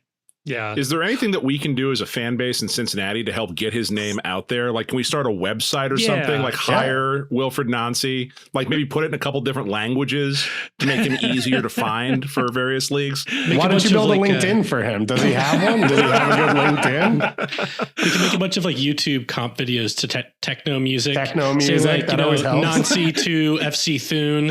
Yeah. And it'll be like him making subs or like him like writing on a whiteboard or something. Yeah, exactly. Well, he's got enough quotes now over the last 13 months that you could just do a sizzle reel of impossibles in opinion, and we want all the challenge and all of that. This is challenge accepted. I'll set this to techno music. This is our other idea was just to beg Jeff Birding and Carl Linder to buy a team in Europe just to poach. Yeah, that seems like the most worthwhile exercise. Get Nancy, get Kucha, we'll be good. Get on the road, go up to Chicago and see if Grasshopper needs a new that's a good call. Lugano. If Lugano needs a new coach in Switzerland, maybe they'll hire him away. This is good. We're solving problems with this conversation. I can just feel it right now.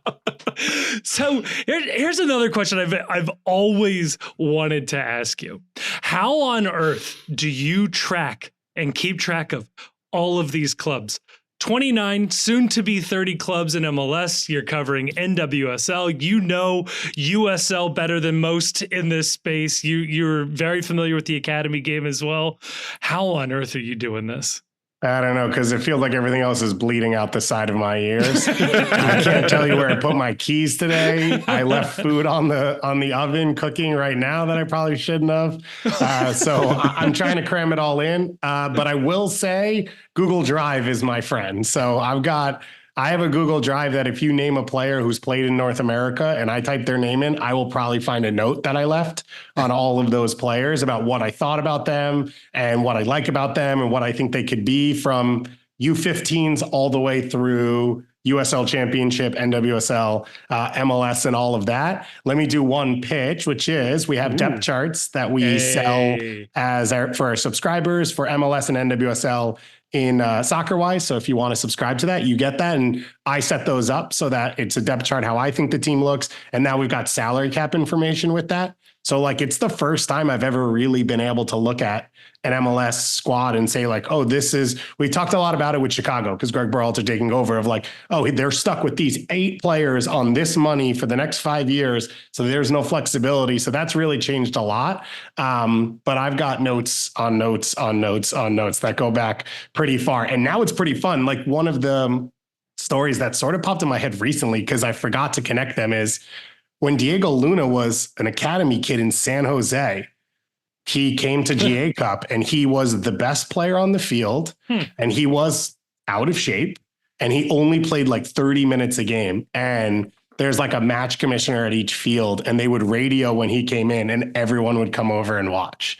And he would just tear people up for like 20 minutes and then get subbed back out and be done for the rest of the game. And I remembered that story, but forgot it was Diego Luna, who now, like, I disconnected those two people. And then when it hit me, I was like, no way. And I go back and find my notes and texted a friend who was there and they go, yeah, dude, that was Diego Luna. And it was an amazing experience to watch at that time. But yeah, you just around this long enough. I mean, you do USL games and it's like, it is very similar to people. MLS has actually more movement, I think, out of the league and into the league because it's a bit more international, where USL, it's like, oh, this guy's here. And like, they all kind of reform themselves every year, which is always pretty funny. And NWSL has been fun. We did a little thing about expansion over the last week. I'm sure all of you are paying attention, but Cincinnati sounds pretty promising. Yeah, they apparently had the commissioner in town over this past weekend, where it was the biggest like light show that's like an annual event in Cincinnati. And so it's like, well, if you're going to have people in, may as well do it at like the best time of year when the weather's beautiful and every building is lit up like an art installation, really making the city look nice. Yeah, they brought and you just walk through and you just say, it's always like always like this. We're always saying this. We're sick of how much light is in town. Yeah, they brought in the NWSL and they also brought in like the Sundance organizing committee because we're in the running for that as well. A film city? Yeah. Watch out, world. Yeah. You ever see the bike riders? No. He just told us all he does is watch grind film with soccer on his Google Drive. Of course not. That's true. I also will say this. Cincinnati is one of 2 MLS stadiums I've never been to. Yeah. What are you doing Monday? You've got to fix that. I know. I Are you have to excited for a fix little that. Monday night soccer in Cincinnati at 6:00 p.m.? I would not be opposed. Are people upset about that? It's It's not just- ideal. It's a little weird. Yeah. I mean, we'll be there, but it's also like, really? Third Will it- overall seed? We're not playing on the weekend? All right. Will it be capacity when kickoff happens? Yeah.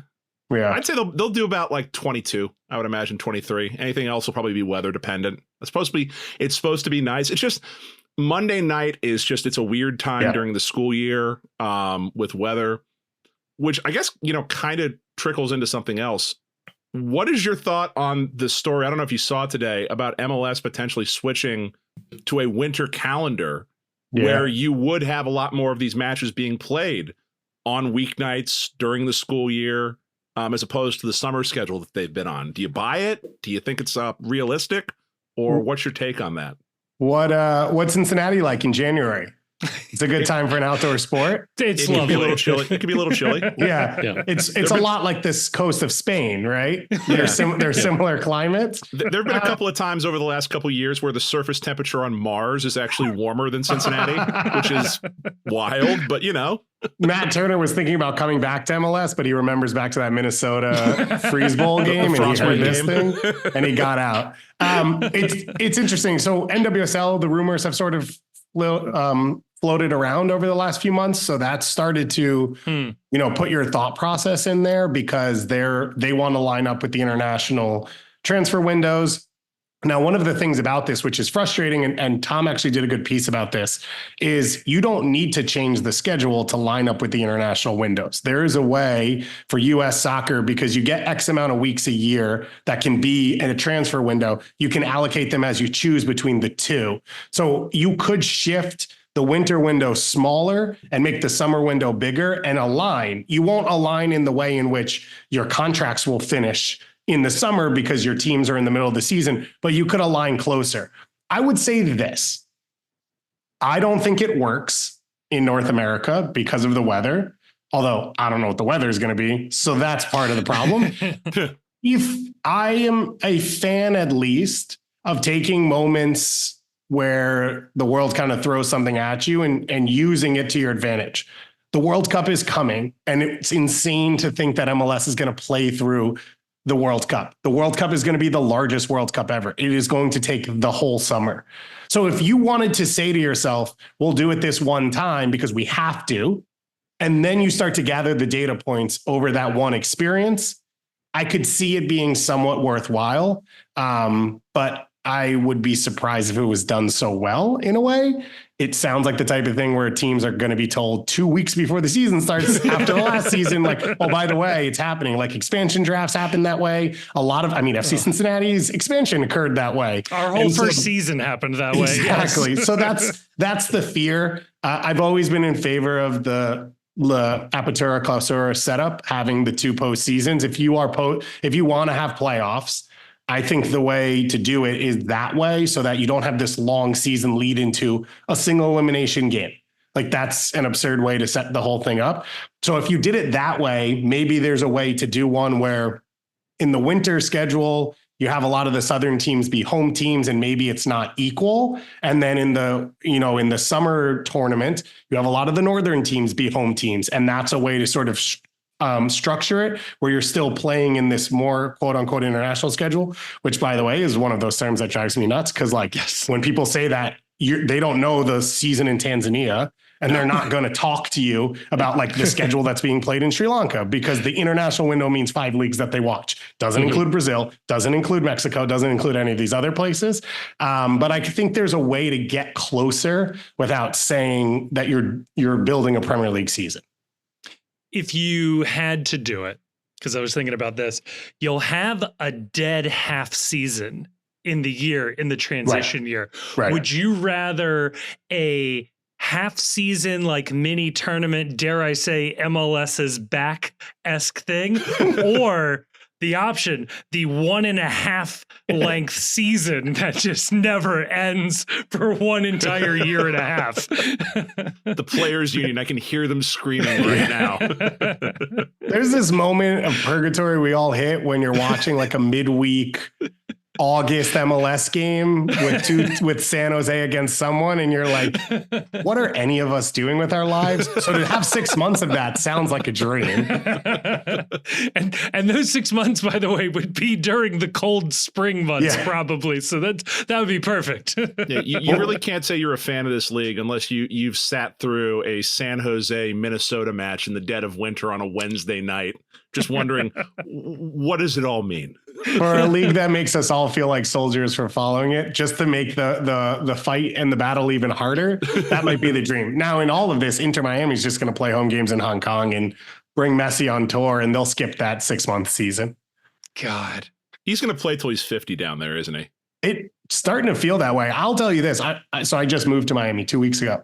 And I don't have a ton of familiarity with the city. Congrats. It's pretty cool.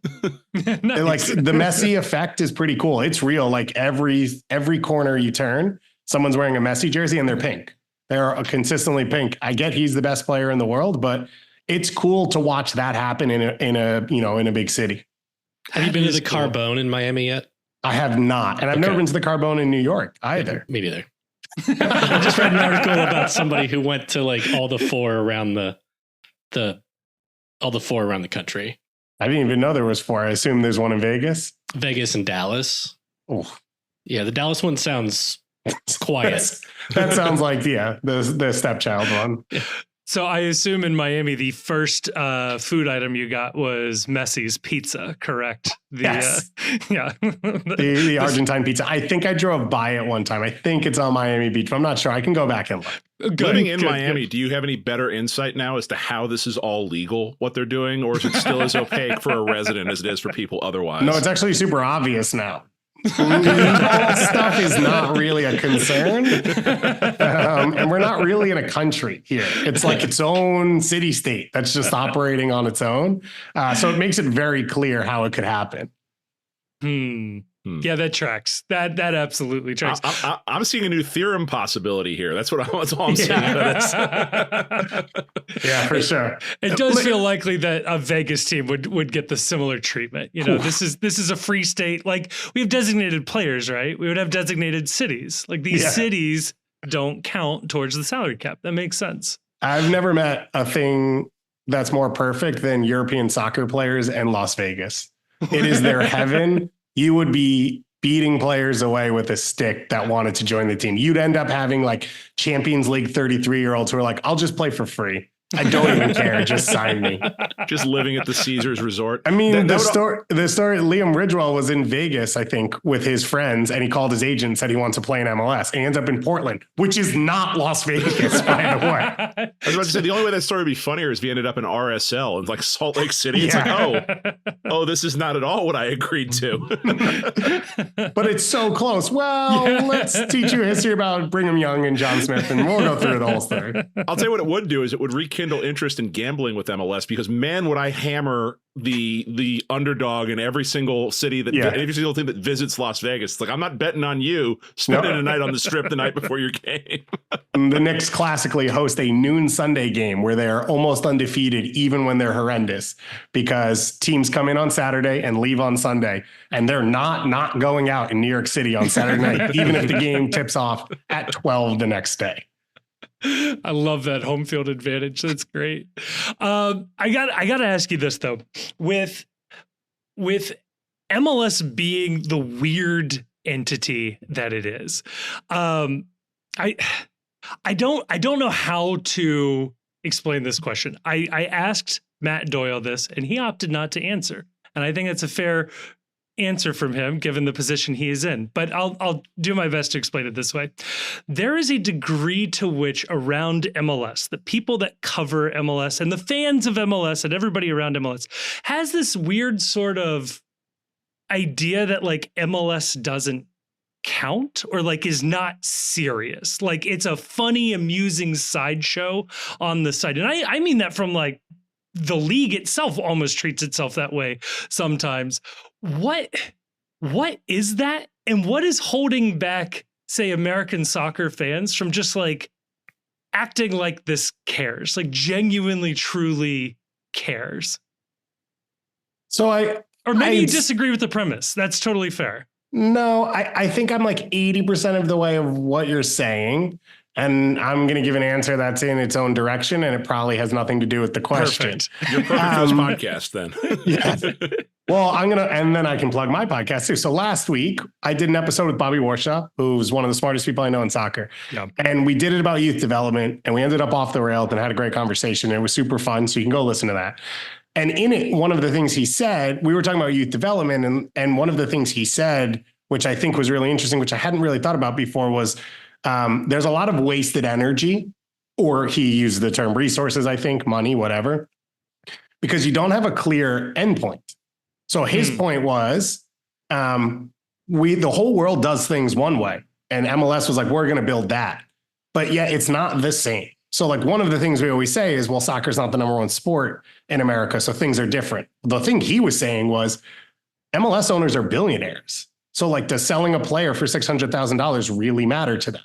And that's not something that Benfica or Atletico Nacional or Colo-Colo or any team in the world has to deal with, because for the most part, teams fund themselves and they don't have a ton of money. That goes in my answer of saying so many things about MLS are unique. And I don't know that there is a clear hardened vision of what it should be. And I think a lot of things get lost along the way, or get enacted and then go away 2 months later, or don't get enacted, but get talked about, or one team operates with it and one doesn't, or one fan base cares about it and one doesn't, because I still think we're lost a little bit. And we've always had the like, well, we want soccer to be big, or we want it to grow, or we want the US to win the World Cup, whatever benchmark you set, we are closer to that. And also, I think the pathway to it has become less clear, because for a long time it was having a top 5 league in the world. And now you could convince me, if you had the proof and all of that, that actually allowing EPL and La Liga teams to come and play, and like, that's the road forward. And that might be true. Or it might be that having one league that has 78 teams across the country that are in every single market, that's the road forward. I don't know the answer to that, but I do think some of the things that happen get lost in all of that, because there's not really like a clear, LeBron James wants to win the NBA finals. That's the only thing that matters. And that's the only thing that matters to anyone around it. Yeah. And all those teams have a chance. Or Everton wants to stay up and Man City wants to do this. And everyone knows the game, and everyone knows that on August 3rd, you're going to talk about this and think about this and do this. And on January 5th, you're going to talk about this and think about this and do this. MLS doesn't have that. And so I think that's where you get a lot of this weird stuff of like someone genuinely being like, yeah, well, actually, let's flip the schedule. We'll do it next year. And you're like, no, this is what's sacred. And it's like, well, there's nothing that's sacred, because it is so new and it's all moving. Is the answer then to create more different types of words that start and end with am, and just more different types of money, and then maybe have like progress bars that track for each team, how much GAM, TAM, SAM, whatever it is, and then everybody can go online and use like the NBA trade machine to see if they can make the numbers line up. Just go full in on board game nerd aspects of MLS rules and just make that the thing. If you were telling me at some point in this, I got a progress bar, which I don't have right now, then I would take that. Whatever has, you can make as many allocation things as you want, as long as I get a progress bar of all of it. And I'm not guessing in the darkness about who has Am, Sam, Tam, Gajam, Vajam sitting around, floating around. Yeah, I don't know why they have all these mechanisms, but like don't provide enough information for you to like actually think about.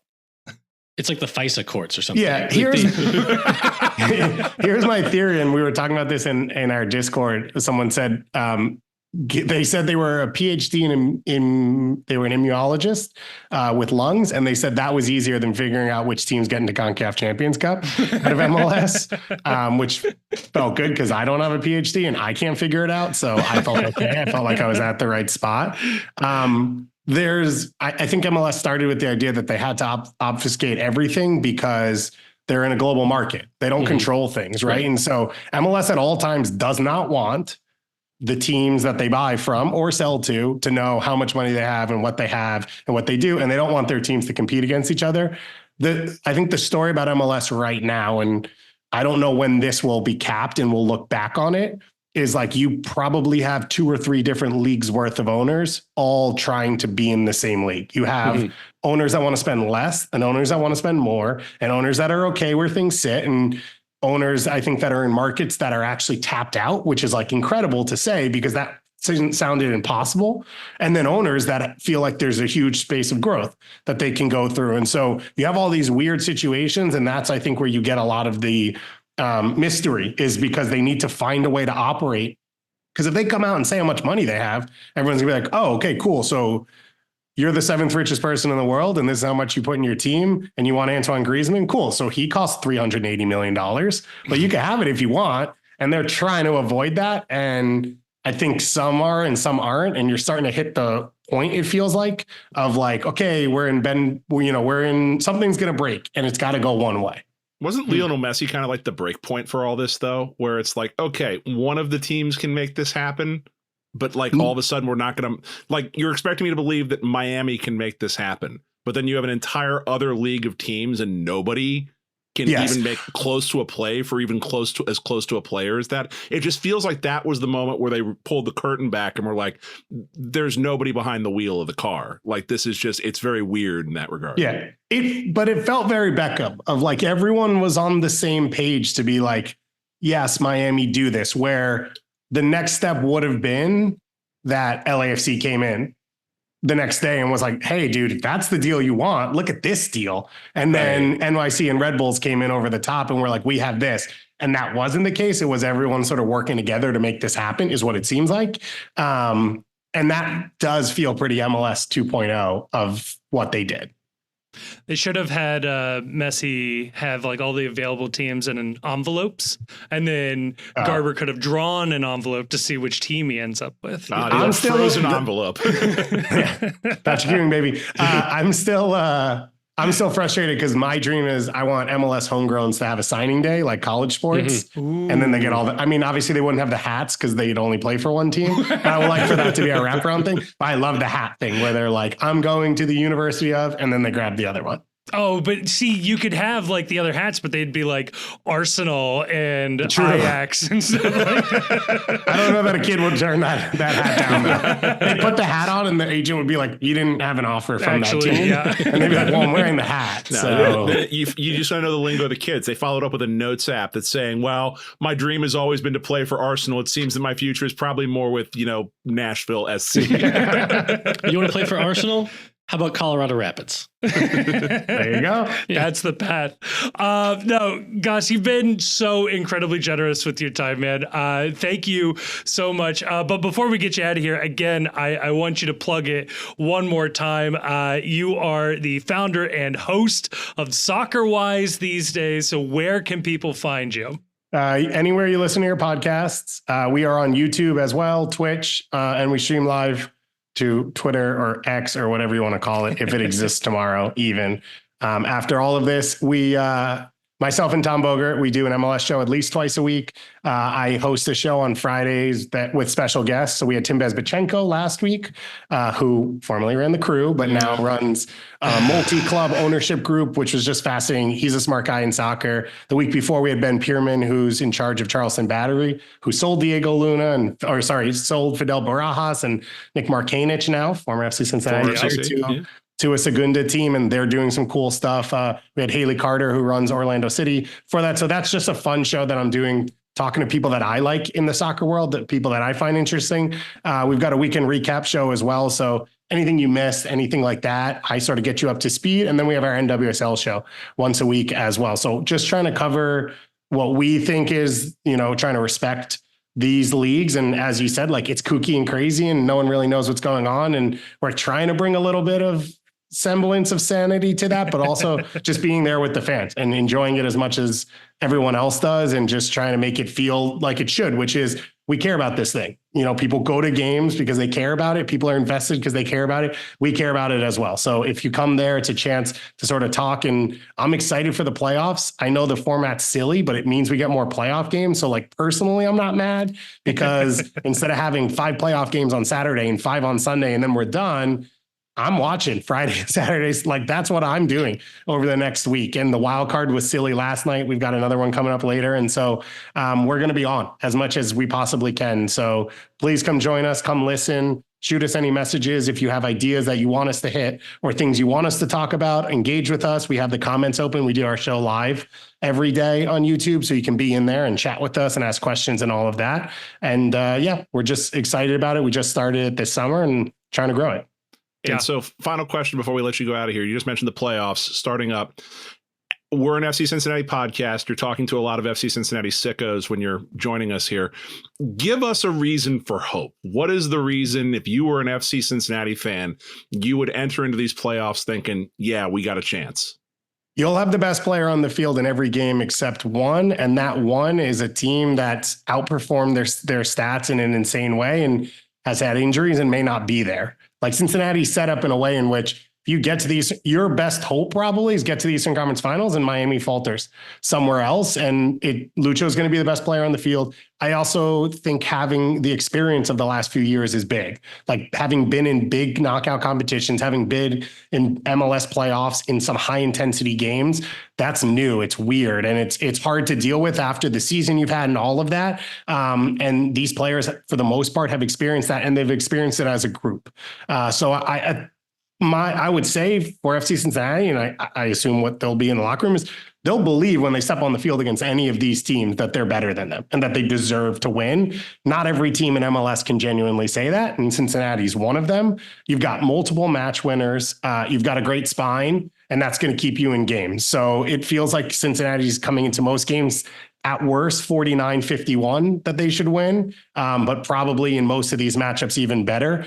I am stoked for the NYCFC series. I think Cincinnati will win. I think it's the best series in the Eastern Conference to start, and one of the best because of what we saw in Leagues Cup and all of that in these matchups. But it's a comfortable matchup because of the way they're set up. And then you're just talking about single game elimination after that, right? You get through that first round, you're talking about one-offs. And as special as Columbus has been, you were up 2-0 for a reason last year. And like, that's, I think, where their starting point could be in that game. Well, for reminding us about that game, we have to go. So, no, thank you so much, man. This was so much fun. And yeah, absolutely. Check out Soccer Wise. I can vouch for it. I listen whenever I can at work. Don't tell my boss. And awesome, man. Thank you so much. I'll see you guys for MLS Cup, December 8th. Yeah, there we go. Sold. Book it.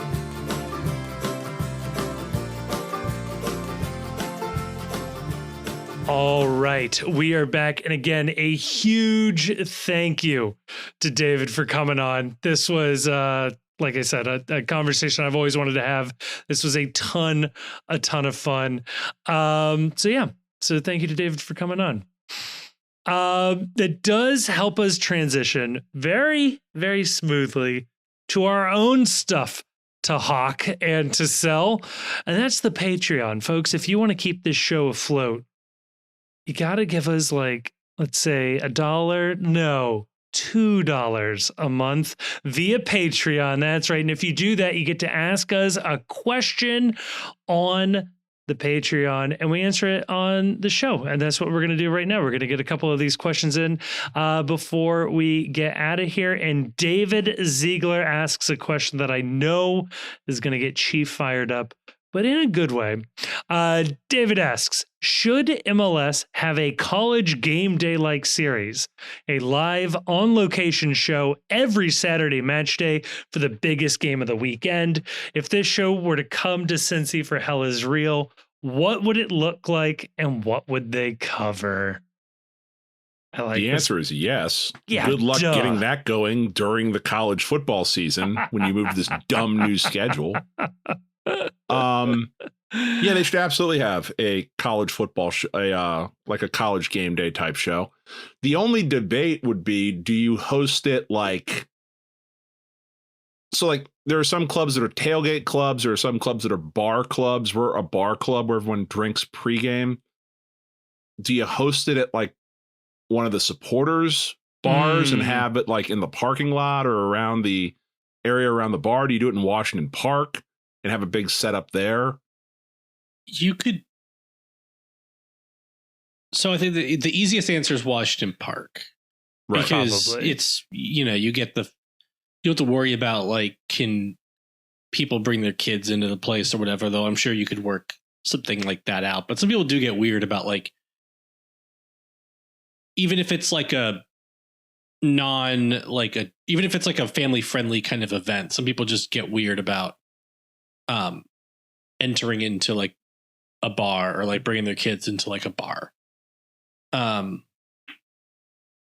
But if you don't do it at Washington Park, I guess you could do it at like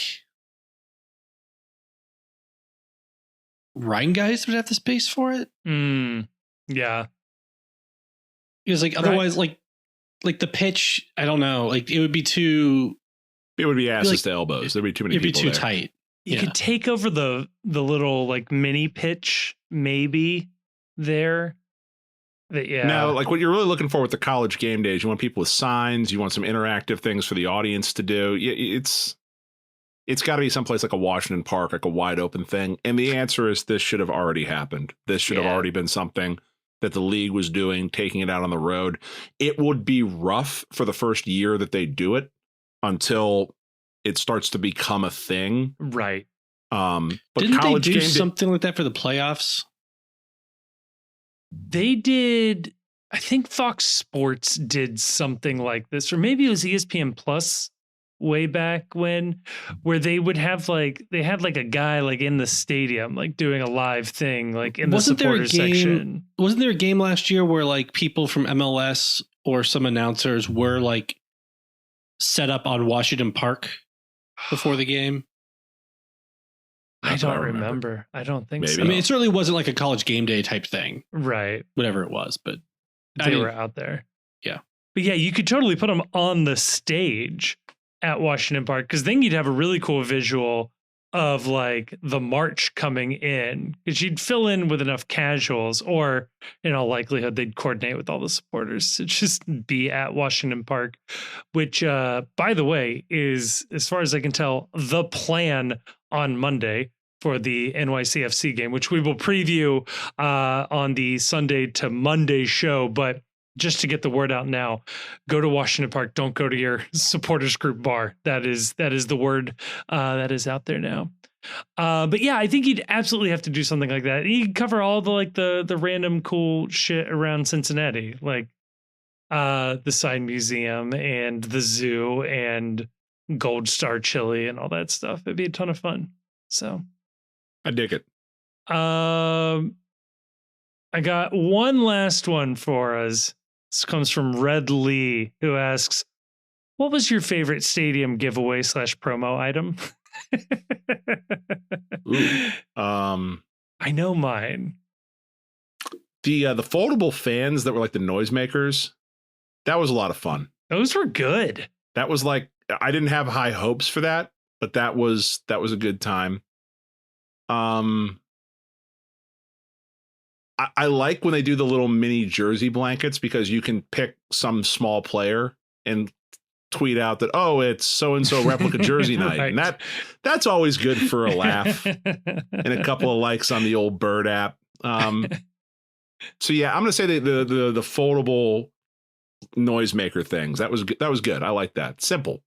The jersey towel thing is great. I work with someone who has every single one of them, including one from the COVID year that was never handed out. I don't know how they got that one. Yes. It makes for a very slick display in their little cubicle.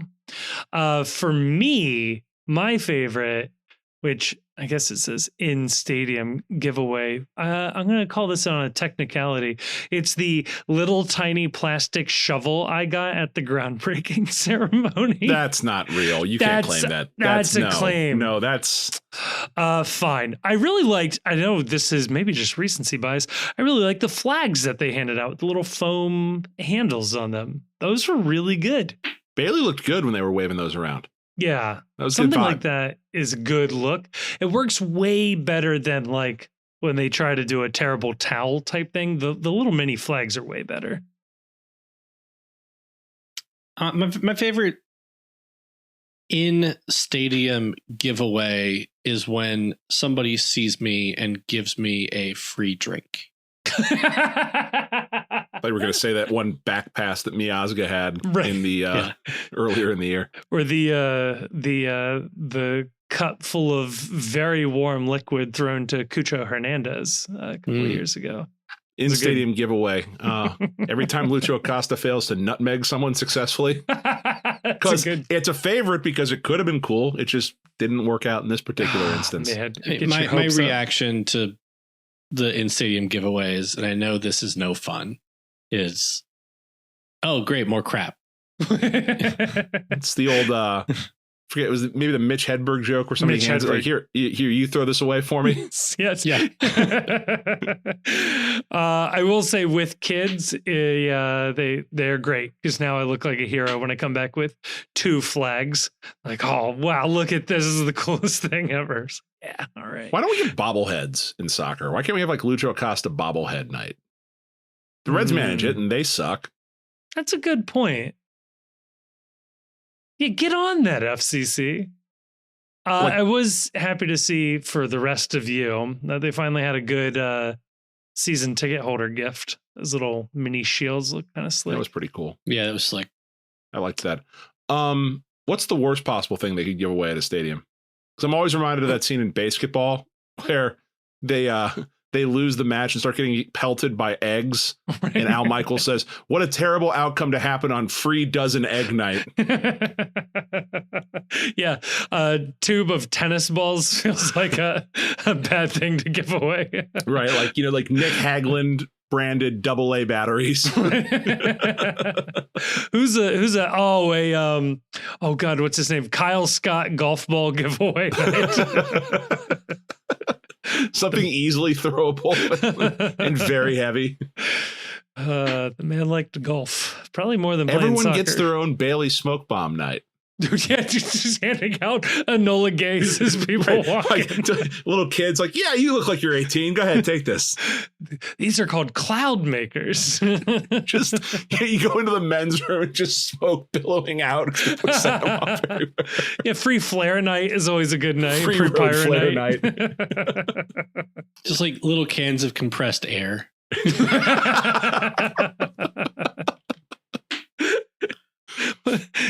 Come join us for Whippets night. It's roll of toilet paper night. Please do not throw this anywhere. There was a year or two where wooden spoon night or a kitchen flatware night could have been a bummer. What a terrible thing to happen on Bag of Streamers night.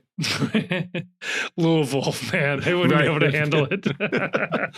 Desecrated the field. How dare you? Desecrate the field. Oh, God. Well, gentlemen. First off. The ice cream of the future, my friend. When is somebody going to undercut Dippin' Dots and say that Dippin' Dots is the ice cream of now? There needs to be a new ice cream of the future. I think I saw I forget what it was. I'm pretty sure I saw a competitor Dippin' Dot.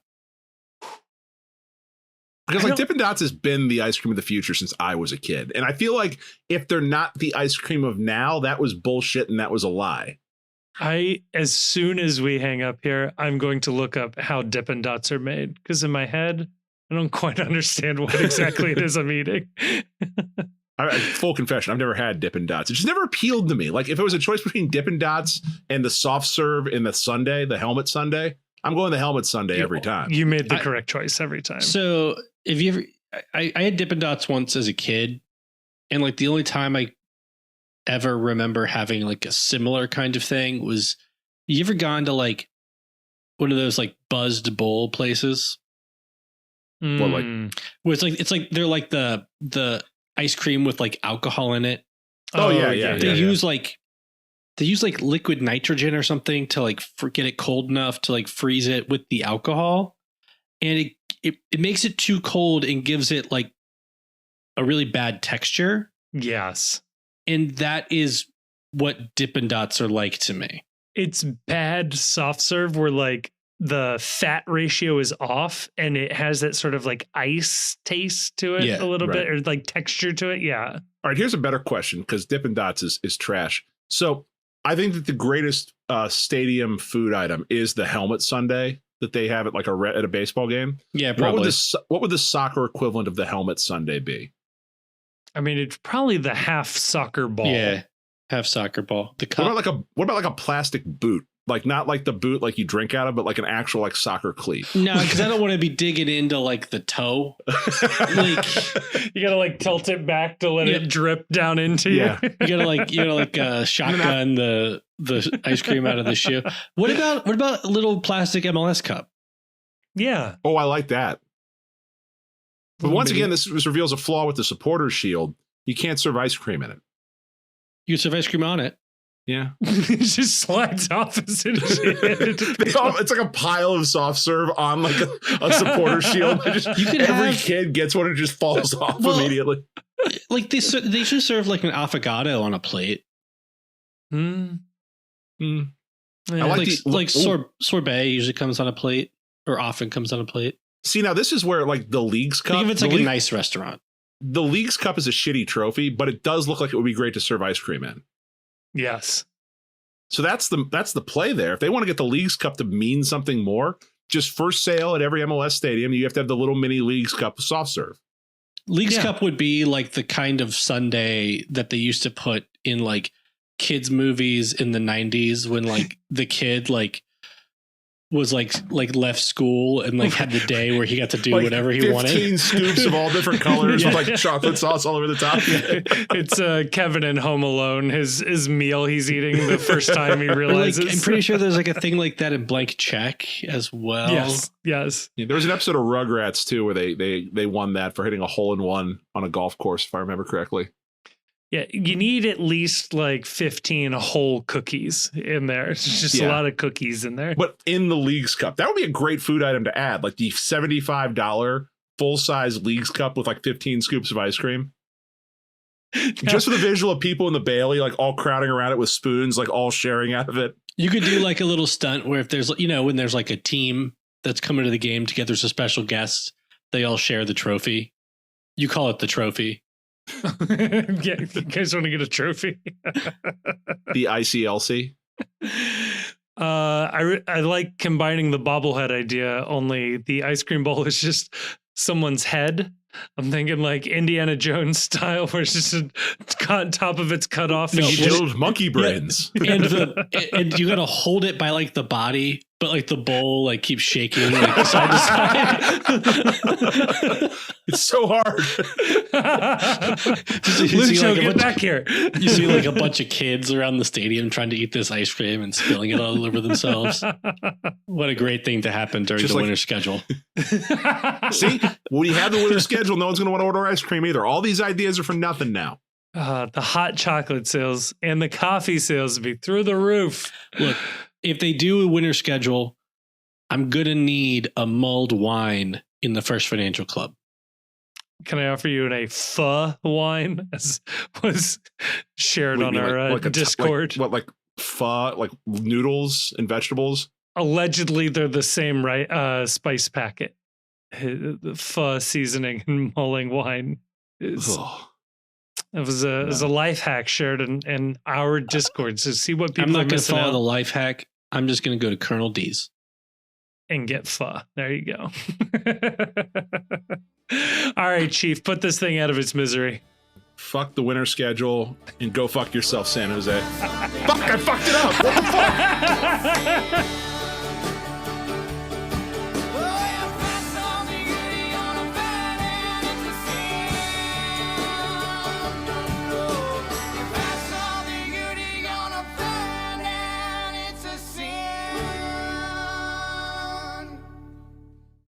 Thank you so much for listening to this episode of the Cincy Postcast. It is a production of The Post Cincy. You can check us out at thepostcincy.com or just click a link in the description to check out some of our written work. It also has links to our social media accounts across all sorts of different platforms, including YouTube, where we are trying to do more and more video content. Please, dare I say it, like and subscribe and leave a comment. But no, that would be really, really helpful. I also want to give a thank you to Jim Trace and the Makers. They're a local Cincinnati band who provided all of the music for this episode. We love having them on board. You can check them out. Again, link in the description of this episode to find out where they might be playing shows next or where you can listen to more of their music. Also want to give a massive, massive thank you to the awesome and very attractive patrons over on Patreon. It is a voluntary subscription that people take out with no real promise of anything extra that keep this show afloat. And we are so thankful to those of you that have decided to take that commitment. If you do like the show, or at least just want to engage with other people who have listened to the show and want to talk about FC Cincinnati, MLS, soccer, or really anything else, you can go on over to Discord. Again, link in the description. Lots of links in the description where you can find a link to the Discord. That's where we are keeping the conversation going 24/7. It feels like it's a really fun group of people in there just talking about FC Cincinnati. And like I said, just about everything else.